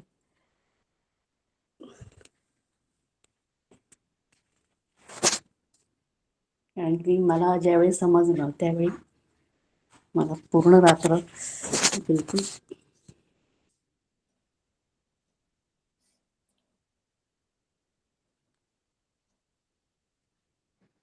प्राजक्ता मॅम बोलू शकत असाल तर बोला नाहीतर आपण घेऊ नंतर तुम्ही घरी आल्यानंतर. नाही नाही भेटू तेच आहे. ती रडते. रडू नकोस. बघ मी किती स्ट्रॉंग राहिली आहे ना. रडत नाही अजिबात. तू आहेस स्ट्रॉंग त्याच्यामुळे तर सगळ्या गोष्टी माफ केल्यात. तुला हॅट्सऑफच आहे. पण ज्यावेळी समजलं ना त्यावेळी खरंच म्हणजे मला असं वाटलं नव्हतं असं होऊ शकतं का पण नाही. पण ती गोष्ट सुद्धा तू आणि आपले सगळे म्हणजे खास करून मानसे मॅम ज्यावेळी बोलायच्या त्यावेळी खूप त्या रडायच्या कारण की त्या फोन करायच्या आणि बोलायच्या की असं कसं होऊ शकतं. एवढं मला पण नुकतं समजलंच नाही की म्हणजे असं कसं होऊ शकतं ह्या गोष्टी. म्हणजे एकदम बोलतात ना म्हणजे ठीक आहे पण आता तू खूप स्ट्रॉंग आहेस आणि अशीच राहा आणि I love you so much.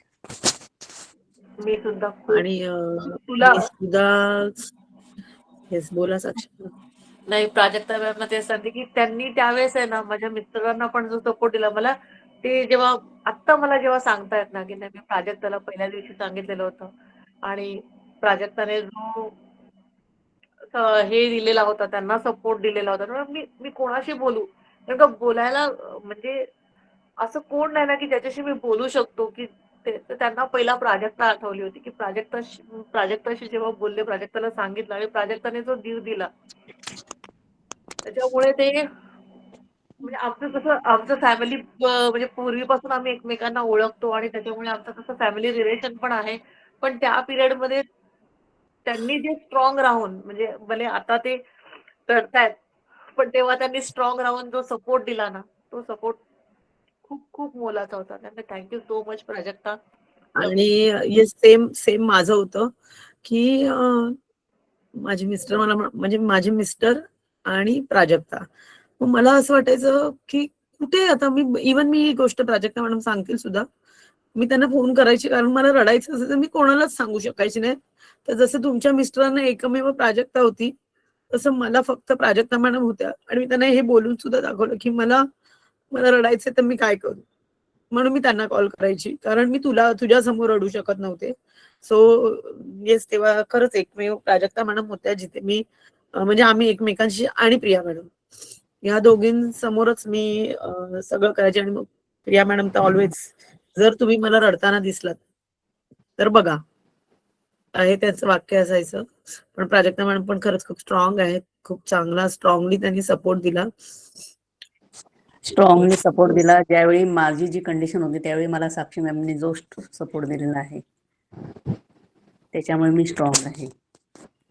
Yes yes. आजचा हा एपिसोड आपला सगळ्यांसाठी खूप प्रेरणादायी झालेला आहे. बघा, सगळ्यांनी आता काय करायचंय, तुम्हाला जेव्हा कधी कुठलंही दुःख तुमच्या समोर येईल तेव्हा तुम्ही पहिली गोष्ट काय करायची, साक्षी मॅमना आठवायची आहे आणि तुम्हाला ते दुःख बाजूला सारून आपल्याला पुढे जायचंय, आपल्याला थांबायचं नाही आहे. हे प्रत्येकानं आता आज जो एपिसोड आपला झालेला आहे हा अजिबात विसरायचा नाही. आजचा दिवस साक्षी मॅमना डोळ्यासमोर ठेवायचंय आणि प्रत्येकानं पुढे जायचंय. आज कितीही तुम्ही खालच्या लेवलला असा किंवा वरच्या लेवलला, कुठे मधल्या लेवलला आहे, कुठेतरी तुम्हाला एक वेळ अशी येते की तुम्हाला तिथं खूप वाईट वाटतं, तुम्ही डिमोटिवेट होता. पण त्यावेळेला आपल्याला ही गोष्ट डिमोटिवेट स्वतःला होऊ द्यायचं नाहीये. आज साक्षी मॅमनी जे स्ट्रॉंगली उभ्या राहिलेल्या आहेत ती सोपी गोष्ट नाहीये, खूप अवघड आहे, खूप म्हणजे खूप. माझा भाऊ आणि माझे मिस्टर ह्याच्यातून गेलेले आहेत आणि त्या दोघांचाही मी आणि मृणाली मॅमनी आम्ही पूर्ण केलेला आहे. ह्या सगळ्या आपल्या कॅन्सर सारख्या मोठ्या रोगाला कसं फाईट करायचे हे आम्ही डोळ्यासमोर बघितलेलं आहे. त्यामुळे साक्षी मॅमच्या घरी आम्ही जेव्हा बघायला गेलो तेव्हा आपल्या मानसी मॅमनी आम्हाला सगळ्यांना ताकीद देऊन ठेवलेली, कुणीही डोळ्यातून एक थेंब सुद्धा काढायचा नाहीये, सगळ्यांनी फक्त आणि फक्त चांगलंच फक्त बोलायचंय, कुठलीही गोष्ट दुःखाची बोलायची नाहीये. आणि साक्षी मॅम पण एवढ्या मस्त आमच्या बरोबर होत्या की आम्ही विसरूनच गेलो की आम्ही साक्षी मॅमना आजारी आहेत आणि भेटायला गेलोय. इतके म्हणजे आम्ही आता नाचायचे बाकी आहोत की काय असंच आम्हाला वाटायला लागलं. इतकं आम्ही एन्जॉय केलं आणि खूप छान साक्षी मॅमनी तिथे आमच्या बरोबर म्हणजे हसत खेळत आमचा तो दिवस इतका सुंदर गेला साक्षी मॅमच्या बरोबर. आणि तिथे आम्ही आपल्या प्रिया मॅमना कॉल पण केलेला, म्हणजे मानसी मॅमनी, आणि व्हिडिओ कॉल केला. तर अक्षरशः आम्ही सगळे हसतोय आणि प्रिया मॅमच्या डोळ्यातून पाणी आलं की बाबा तुम्ही इतके सगळे इतके छान कसे राहू शकता. मग तिथल्या तिथेच त्यांनी बंद केला नंतर थोड्या वेळाने व्हिडिओ. पण म्हणजे बघा, हे आपण सगळ्यांचा एक छान बॉन्ड आहे आणि मानसी मॅमनी हा सगळ्यांना एकत्र ठेवलेला आहे आणि म्हणून हे सगळं खूप छान होतंय. जसं साक्षी मॅमनी एक एक शब्द इतका सुंदर सांगितलेला आहे. बघा, तुमच्याकडे पैसे असतील पण तुमच्याकडे मनुष्यबळ खूप महत्वाचं आहे. ते जर तुमच्याकडे नसेल तर तुम्ही खचून जाता, जे आपल्या वी आर मोर मध्ये आहे. आपलं मनुष्यबळ इतकं जबरदस्त आहे ना, की तुम्ही डिमोटिवेट नाहीच व्हायला पाहिजे. म्हणून तुमच्या ह्या बिझनेसमध्ये तुम्हाला हेच सांगायसाठी आजचा एपिसोड मानसी मॅमनी मुद्दामून ठेवलाय, की साक्षी मॅम जर आमच्या करू शकतात, तर तुम्ही काहीच नाही. तुम्ही सगळे आरामात करू शकता. वी आर मोर काहीच नाहीये. वी आर मोर तुम्ही आरामात करू शकता सगळे. तर थँक्यू सो मच साक्षी मॅम. आज तुमच्या या एपिसोडमुळे सगळ्यांना खूप छान प्रेरणादायी. आज माझा एक आत्ते भाऊ पण इथे जो जॉईन नाही आहे, तो पण थोडा आजारी आहे, पण तो लवकरच बरा होऊन आता कामावर जाणार आहे. पण त्याला मी ही आजची लिंक दिली होती आणि तो अजूनही आहे मीटिंगमध्ये. अरे वा, तर मला थँक्यू. खूप आजचा हे एपिसोड खूप छान वाटतोय, की होणं गरजेचं होतं. सगळ्यांपर्यंत हे पोहोचणं गरजेचं होतं. तर thank you so much Mansi ma'am, Sakshi ma'am आणि संपूर्ण टीम. Thank you so much. सगळे थँक्यू. पुढे जा. Yes. Thank you. Thank you so much. Yes, thank you so much Jyotsna ma'am. आणि मी सगळ्यांना तेच सांगेन जे आता ज्योत्स्ना मॅम म्हणाले, की येस, पैसा तर भरपूर कमवायचा आहे, पण मला परवाचं शिंदे सरांचं स्टेटस खूप आवडलं. मी शेअर केलं होतं. ज्यांना माझे स्टेटस दिसतात त्यांना दिसलं होतं, की 1,00,000 रुपये तर कोणी कमवू शकतो, पण 1,00,000 लोक कमवायची धमक ठेवा. आणि मी शिंदे सरांना मेसेज केला, की सर 1,00,000 लोक कमवणार. कारण आज मला त्या दिवशीच मी संजय लाड सरांना बोलले, की सर आज मी कुठेही गेली, कुठल्याही एरियात, मी कोल्हापुरात जाऊ, मी सातारा जाऊ, मी कराड जाऊ, मी गुजरात जाऊ, मी चाळीसगाव जाऊ, मी पालघर जाऊ, सफाळी जाऊ, कुठेही जाऊ, आज एका शब्दावर खरंच म्हणजे लोकांकडे आहेत का एवढी माणसं? आज एका शब्दावर कुठेही काहीही प्रॉब्लेम आला, गाडी बंद झाली, कुठे काही प्रॉब्लेम झाला, एका फोनवरती लोक येऊ शकतात. इतकं नेटवर्क मार्केटिंग जबरदस्त असतं. कारण नेटवर्क मार्केटिंग मध्ये आपण पैसा कमवत नाही, तर नेटवर्क मार्केटिंग मध्ये आपण माणसं कमवतो. आणि हा बिझनेसची सगळ्यात मोठी सुंदरता ही सुद्धा आहे, की आज आपल्या जीवाभावाच्या लोकांपेक्षा जास्त प्रेम आपल्याला खरंच इथे मिळतं. पटतंय की नाही? चॅट बॉक्स मध्ये येऊ दे. येस, स्मिता मॅम, गौतमी बागवे मॅमना पहिलं मी हे करते. बऱ्याच वेळापासून त्याने हँड रेस केलाय.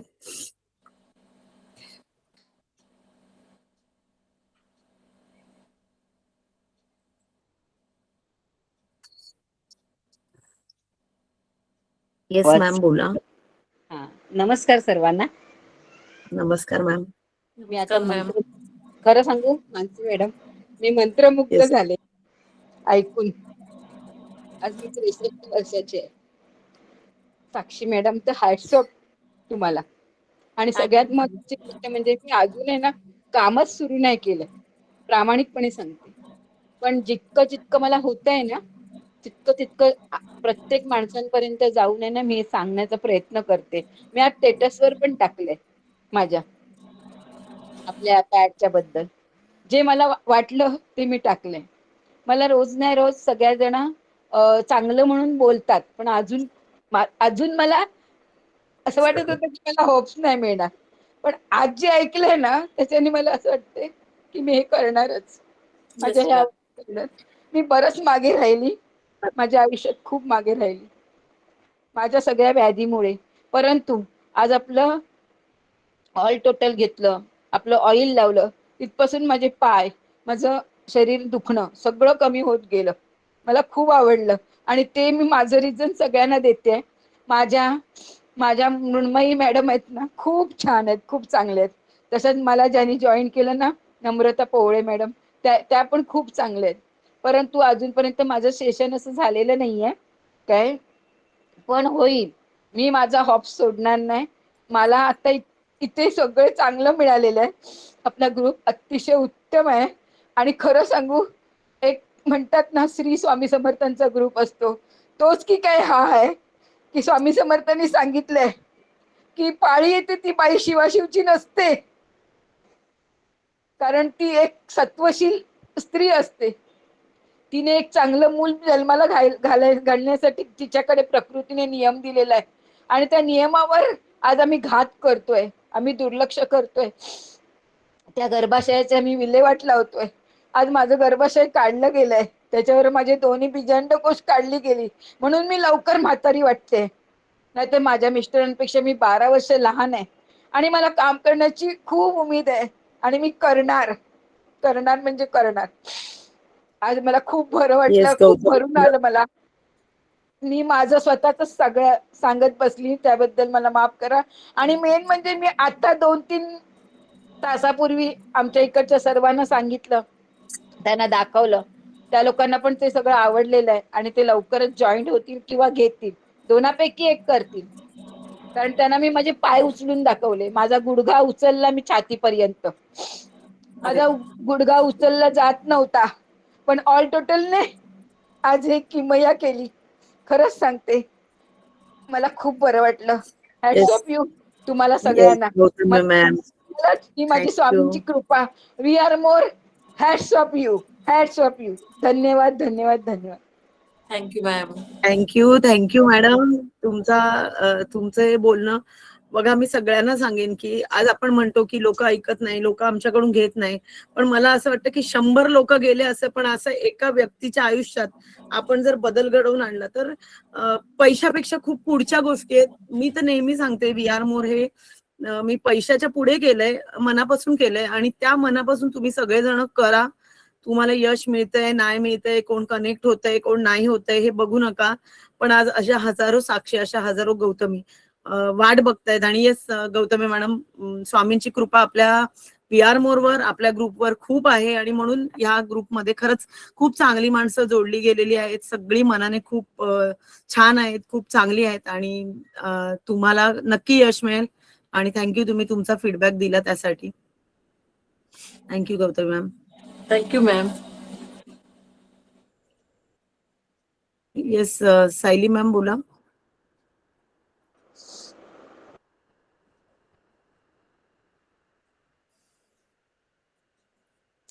स्मिता मॅम तुम्ही बोला. ओके. सर्वप्रथम मी मानसी मॅडमला थँक्यू म्हणेन की त्यांनी म्हणजे वाटलं, म्हणजे कधीच नव्हतं वाटलं की साक्षी मॅडम माझ्या आयुष्यात येतील किंवा सायली मॅडम, इथे जे जे लीडर्स आहेत किंवा अजून कोणी आहेत जे आमच्या डायमंड्स ग्रुपमध्ये आहेत ते आमच्या कधी आयुष्यात येतील. पण हे आले, आम्ही एकत्र राहिलो, आम्ही खूप एन्जॉय केला, मी आनंदाचे क्षण खूप जगलो. पण वेळ आली की जेव्हा साक्षी मॅडमचं हे आम्हाला कळलं, मी नव्हते त्या कॉलमध्ये, पण मी नंतर असं मला चुकतं चुकतं जाणवलं की काहीतरी आज ग्रुपमध्ये झालंय म्हणून. आणि मी मग माधुरी मॅडमला फोन केला की माधुरी मॅडम, जे मला असं वाटतं ते खरं आहे का? तर त्या मला बोलल्या की हो खरं आहे म्हणून. मला अजिबात काही, म्हणजे मला सुचेनाच काय झालंय किंवा काय, मलाच काय समजेना. माझे मिस्टर सुद्धा म्हणाले, अगं तू अशी शांत का झालीस, तू रडतेस का म्हणून. तर मी म्हणाले की काही नाही, थोडा वेळ तुम्ही तिकडे थांबा, मी इकडे आहे म्हणून. आणि तेव्हा मग मला सगळ्या गोष्टी रिअलाइज होत गेल्या की तो एलडीपी, त्या एलडीपी मधून मी घरी जाणार होते, कारण की त्या दिवशी माझ्या म्हणजे हॉल्ट मी राहू शकत नव्हते, कारण की माझा बाबू घरी होता. आणि मग त्या गाडीमधून येस. मी, मानसी मॅडम आणि आपल्या प्रिया मॅडम आणि विकास सर आणि आपले शिंदे सर, तर त्यांच्या गाडीतून आम्ही सगळेजण निघालो होतो. आणि मानसी मॅडम कोणाला तरी फोनवरती बोलत होत्या की मी येतेय सरांना आणि मॅडमना सोबत घेऊन वगैरे. मी म्हटलं काय चाललंय मानसी मॅडम, मला काय काही सांगत नाहीयेत. मला खूप वाईट वाटलेलं की ह्या काय सांगत नाहीयेत. म्हणजे ठीक आहे, असेल काहीतरी त्यांचं. आणि मला ती लिंक तेव्हा काहीच नाही लागली. इव्हन ते माझ्या रोजच्या रूट वरून ते पण गेल्या, आहे मला की पास झाल्या. एकाच आणि गाडीमध्ये बसून विकास सर, प्रिया मॅम आणि स्मिता मॅडम आम्ही एकत्र येऊन सुद्धा स्मिता मॅडमना शेवटपर्यंत आम्ही कळू दिलं नाही की आम्ही कुठे चाललोय. हा, आणि मी बरोबर. म्हटलं ठीक आहे, असेल काहीतरी ह्यांचं, हो असेल काहीतरी ह्यांचं वेगळं काहीतरी प्लॅनिंग असेल, कुठे जायचं असेल कोणाला भेटायला वगैरे. सो हे, आणि जेव्हा हे मला तेव्हा कळालं त्या कॉल नंतर, माधुरी मॅडमशी मी बोलले की असं हो का? तर बोलल्या की हो. मग मला नंतर लिंक लागली. आठवत असेल साक्षी मॅम तुम्हाला की आपण जेव्हा सफाळ्याला एकदा मीटिंगला चाललो होतो मार्चमध्ये, तर तेव्हा आपलं बोलणं झालं होतं की तुम्ही म्हणालेलात की मी पंचकर्मा केलं, मला तरी पण काही फरक नाही पडत आहे किंवा काय होत नाहीये वगैरे. तर मी तेव्हा तुम्हाला एक गोष्ट सांगितलेली की तुम्ही ना एंडोस्कोपी करून बघा. कारण की एक माझे जवळचे आहेत, तर त्यांना हा सेम प्रॉब्लेम झाला होता. तर मी तुम्हाला जस्ट सजेस्ट केलं होतं की पुढचं तुम्ही करून बघा, तिथेच थांबू नका तुम्ही, पुढचं जावा. जे आपलं अपोलो हॉस्पिटल आहे, मी तुम्हाला हॉस्पिटलचं पण तेव्हा नाव सांगितलेलं की अपोलो हॉस्पिटल वगैरे आहे, तर तिकडे एकदा करून बघा, तिथे खूप चांगली ट्रीटमेंट होतीये म्हणून वगैरे असं. तर आणि हे सगळं झालं आणि नंतर जेव्हा ऑगस्टमध्ये कळालं ना, तेव्हा तो डाऊट खरा ठरला.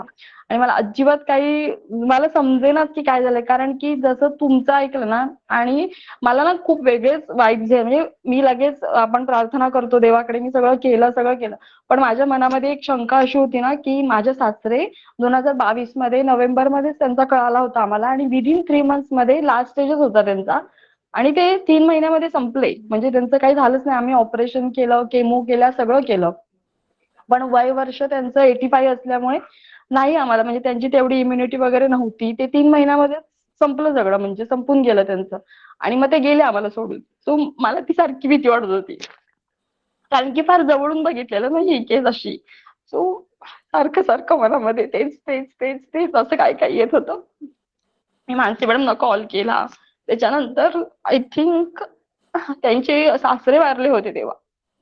मग हाक मारायचं पण त्याच निमित्ताने जायचं होतं. मी मानसी मॅडमकडे गेले आणि अक्षरशः एवढं मला वाईट वाटत होतं, की अरे बापरे! ह्यांना आता काय बोलू किंवा काय असं हे सगळं. कारण की जवळची व्यक्ती तुमच्याबरोबर नेहमी आपण बोललो होतो. तो बॉन्ड नव्हता तेवढा स्ट्रॉंग असा, की खूप आपण बोललो होतो किंवा पण जिथे LDP ला जाऊ किंवा कुठलीही मीटिंग असेल, आपली जी कॉमन मीटिंग असेल, तिथे आपण भेटतो, सगळं करतो. आणि जवळची व्यक्ती, की चला आपण ऑन दी वे आहे. LDP ला जाताना तुम्हाला खाली घ्यायचं आणि मग आपण पुढे जायचो. बरोबर मी एकदा बोललेले सुद्धा कोण आय थिंक प्राजक्ता मॅडम होत्या. मी त्यांना बोलले, की आज मी यांना खूप मिस करते. कारण की आपण ह्यांना घेतल्याशिवाय पुढे जात नाही. किंवा आपण आपल्या येताना तिघी जणींचं ठरलेलं असायचं, की हा तुम्हाला इथे सोडायचं, मग मी पुढे जाणार, मग पुढे आपलं. सो काही ना काहीतरी असे वाइब्स होते, की ते मिळत होते. सो हे सगळं जर्नी सगळं हे पण त्याच्यानंतर थोड्या दिवसानं तुम्ही पुन्हा कॉलवरती यायला सुरुवात झाली तुमची. मानसी मॅडम कडून तुमचे अपडेट्स कळतच होते, की तुम्ही योग्य आहात म्हणून सगळं ती म्हणजे स्ट्रॉंग आहे, हे सगळं आहे. आणि सॉरी म्हणेन मी त्या दिवशी सगळेजण तुमच्याकडे गेले होते भेटायला, पण मला नाही येता आलं, की म्हणजे तुम्ही सगळेजण तिकडे होते आणि मीच नव्हते त्या दिवशी. इतक्या घराच्या जवळ होते, पण तुम्हाला तेव्हा भेटायला येऊ नव्हते शकत. आणि आणि मानसी मॅडम जेव्हा सांगितलेलं, की कदाचित म्हणजे भेटायचं नाहीये, कारण की तेवढं जपावं लागतं. सगळं इन्फेक्शन आणि ह्या सगळ्या गोष्टी असतात वगैरे. सो ठीक आहे. पण मानसी मॅडम कडून सगळ्या प्रत्येक दिवसाची, प्रत्येक केमोची, प्रत्येक तुमच्या मीटिंगची जी तुमची म्हणजे डॉक्टरांसोबत व्हायची प्रत्येक मीटिंगचं आम्हाला सगळ्यांना मिळायचं अपडेट, की हा ओके आहे. आताचे रिपोर्ट खूप छान आलेले आहेत, हे चांगलं आलेलं आहे, सगळे रिपोर्ट आले. सो खूप मनाला असं बरं वाटायचं, की हा चला साक्षी मॅडमचं होतंय, सगळं व्यवस्थित होतंय आहे आणि दिसतंय. आणि नंतर तुम्ही कॉलवरती दिसायला लागलात. सो तेव्हा असं वाटलं, की हा आता बॅक टू पॅव्हिलियन आलेले आहेत साक्षी मॅडम आणि त्यांनी ती खिंड लढवलेली आहे आणि त्या पूर्णपणे आता होत आहेत बरोबर, सगळं होतंय. सो त्याच्यानंतर तुम्ही LDP ला आलात, तर तेव्हा तुम्हाला हेड शेप केलेलं पाहिलं, एवढं भारी वाटलं, एवढं क्यूट दिसत होतं तुम्ही सगळेजण. म्हणजे एक नवीन लुक म्हणतो ना आपण, एवढी मोठं खिंड लढवून आल्यानंतर, एवढी मोठं आयुष्याची लढाई लढून आल्यानंतर, जेव्हा आपण स्वतः दुसऱ्या म्हणजे सेकंड आपला जो इनिंग चालू करतो, त्याच्यामध्ये तुमचा तो लुक तो एक वेगळा होता. त्याच्यामध्ये अजून भारी वाटलं, खूप मस्त वाटलं तुम्हाला तसं बघून. एनर्जी आली आम्हाला स्वतःला, की काहीच नाहीये, हे काहीच नाही. आणि तेव्हा तुम्हाला सांगेन जसं मानसी मॅडमना कळालं होतं, की असं तुमचं डिटेक्ट झालंय, तेव्हा त्याने एका मीटिंग मध्ये सगळ्यांना सांगितलं होतं, प्रत्येकाने ह्या टेस्ट करून घ्या प्रत्येक वर्षी. दरवर्षी त्यांनी प्रत्येकाची नावं सांगितली, कोणत्या कोणत्या टेस्ट करायचं हे सुद्धा त्यांनी सांगितलं होतं सगळ्यांना. सो मी पण माझ्या टीम मध्ये सगळ्यांना सांगितलं, मी स्वतः केल्या, सगळं झालं.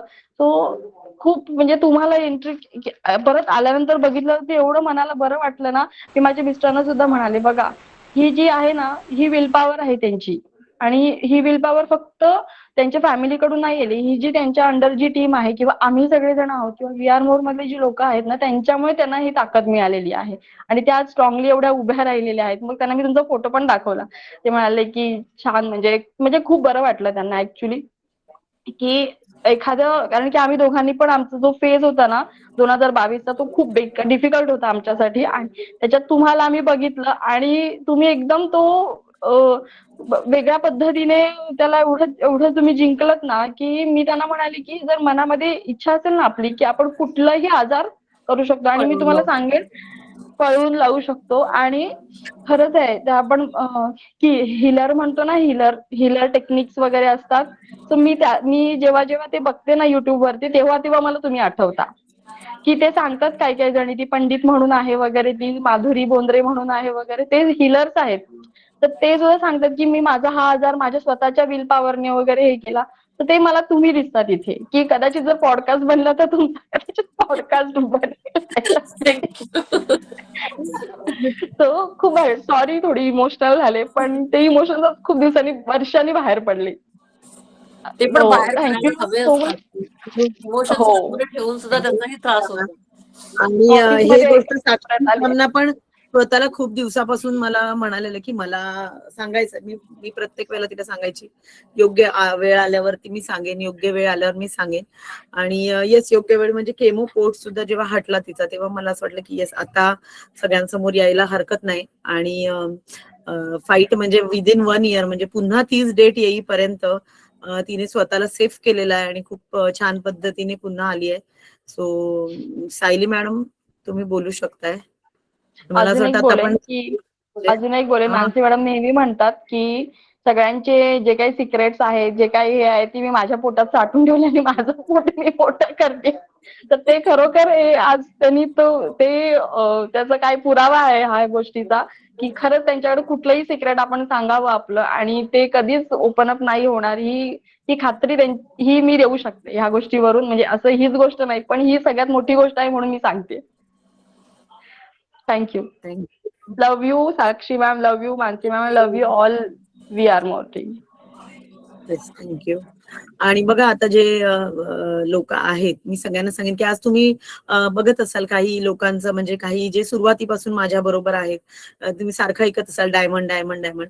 तर बघा, प्रत्येकाची जेव्हा माझी सुरुवात झाली तेव्हा माझ्या आजूबाजूला ही 15, 20, 25 लोक होती. आता त्या प्रत्येकाच्या अंडर एक एक टीम झाले. सो तुम्ही ना बघा, मी तुम्ही सगळे जण जे खाली आहेत त्यांच्या सगळ्यांपर्यंत मी नाही पोहोचू शकत, पण तुम्ही तुमच्या टीम सोबत असं छान बॉन्ड ठेवा, जेणेकरून कधी अडचणीच्या वेळेला, ह्याच्या वेळेला तुम्ही सगळे एकत्र एकमेकांचा सपोर्ट बनवू शकता. कारण प्रत्येक खालच्या व्यक्तीपर्यंत नाही आपला तेवढं कॉन्टॅक्ट होत किंवा बोलणं होत, बरोबर की नाही? Yes Sayali ma'am. Thank you ma'am, बोलायला संधी दिली. सगळ्यात काही माहित नसलेल्या व्यक्ती म्हणजे सायली मॅडम होत्या. सगळ्यात शेवट, मला वाटतं अगदी शेवट, मला तारीख सुद्धा लक्षात आहे, कारण त्या दिवशी एकता मॅमचा बर्थडे होता. 10 तारखेला आम्ही गेलेलो त्यांच्याकडे आणि केक वगैरे कटिंग केलं, सगळं झालं. पण काही दिवसांपूर्वीच ना मला मानसी मॅमची अशी, जसं आता त्या बोलल्या की CA 125 ही एक टेस्ट असते. सो ते मला मानसी मॅमनी आमच्या मीटिंगमध्ये, माझ्या टीमच्या मीटिंगमध्ये मला बोलल्या, अशी एक आहे, तुम्हाला नाही माहितीये, खूप काही गोष्टी होतात. आणि मग मला बोलल्या, सायली मी तुला ना नंतर सांगेन, एवढंच बोलल्या, बाकी काहीच नाही बोलल्या. आणि साक्षीदी बद्दल नाही सांगितलं, मला वाटते त्यांना माहितीये माझा साक्षीदी बरोबर खूप घट्ट बॉन्ड आहे. कारण डान्सच्या निमित्ताने माझी इथे जस्ट एंट्री झाली VR मोर मध्ये 2023ला. आणि पहिलं कनेक्शन झालं ते स्मिता बरोबर, कारण ऑफकोर्स LDP झालेला आणि त्याच्यामुळे ती, मी आणि हर्षदा मुरानी मॅमची मुलगी, आम्ही तिघी जणी एकत्र होतो, त्यामुळे तो एक कनेक्शन झालं. दुसरं कनेक्शन झालं ते साक्षीदी बरोबर. आजही ती साक्षीदीच आहे माझ्यासाठी. तिच्या बरोबर कनेक्शन झालं, डान्स निमित्त झालं, सुरू झालं. अँड आय एम शुअर ते एकच कारण होतं की ज्याच्यामुळे त्यांनी मला नाही सांगितलं, कारण त्यांना माहितीये मी पण खूप इमोशनल पागल आहे, खूप अटॅच होते आणि बऱ्याचशा गोष्टींना मी खूप सिरियसली घेते आणि डिप्रेशन मध्ये जाते. आणि I am still working on it, कारण साथ आहे मानसी मॅमची प्रत्येक क्षणाला, त्यामुळे त्याच्यातून पटकन बाहेर पण येते. पण ज्या दिवशी त्यांनी मला हे सांगितलं सगळेजण ना, समजू शकता का की मानसी मॅडम कडे किती डिप्रेशन टाकतात सगळे मिळून? तर बरोबर, तुम्ही आहात ना म्हणून टाकतो.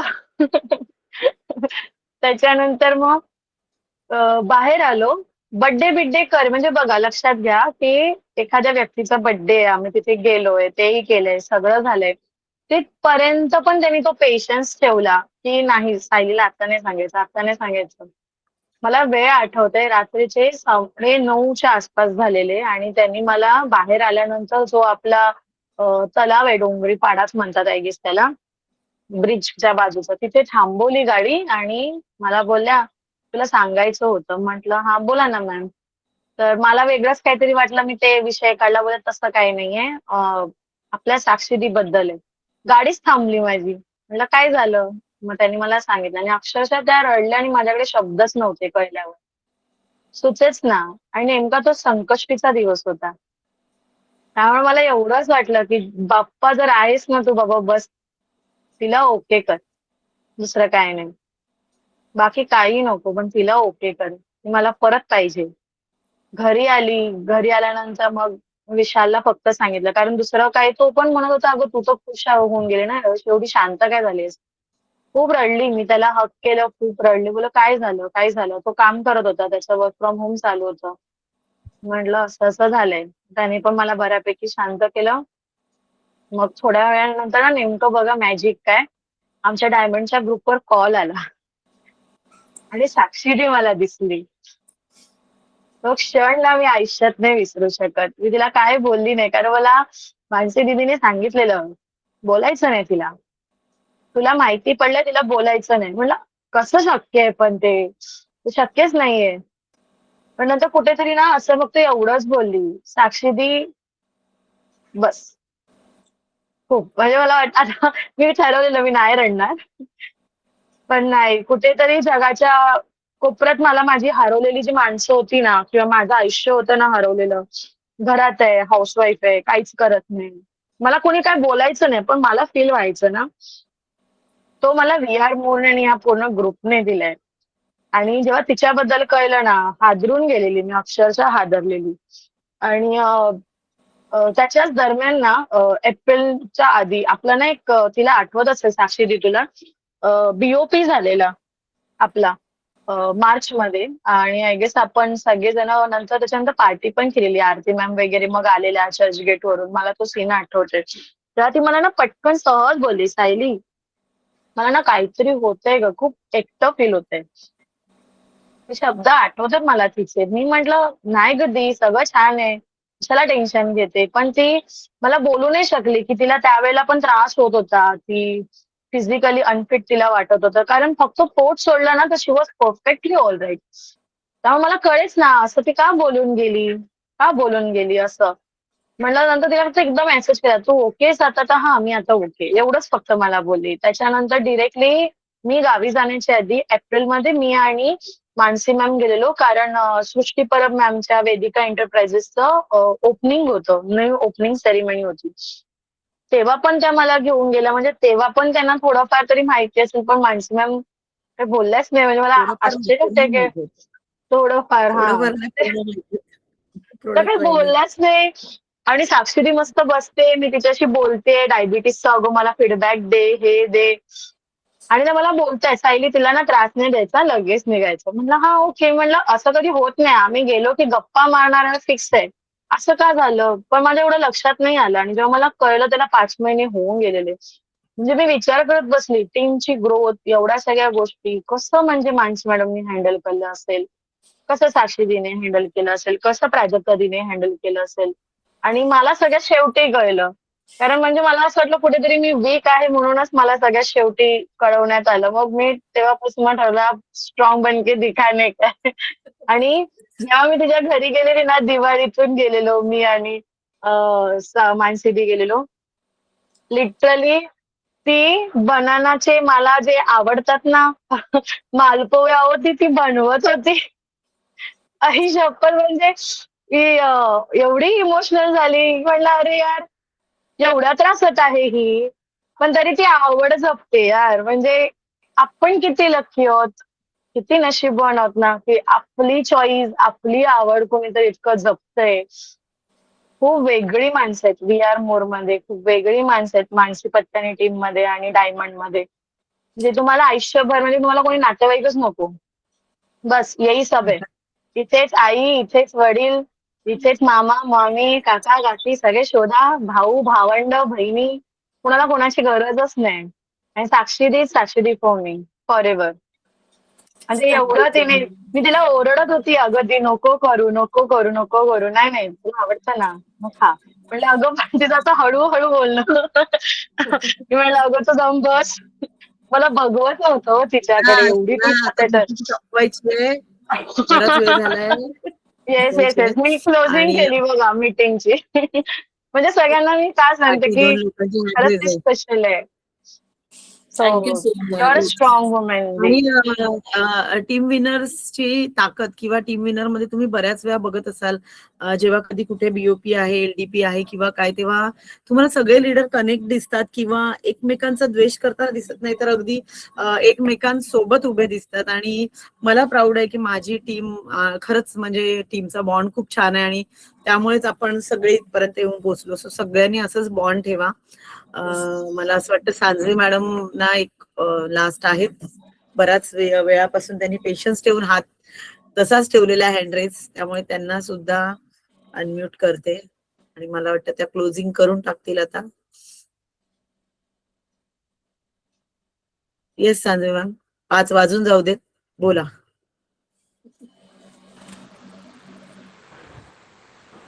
ऑब्विसली सांजवीच्या नावावरती संजय परब आहे नेहमीप्रमाणे. गप्पा गप्पा बोलतो गप्पा. जसं साक्षी मॅडमने सरप्राईज दिलंय तसा आमचा नेहमी असा सरप्राईज असतो.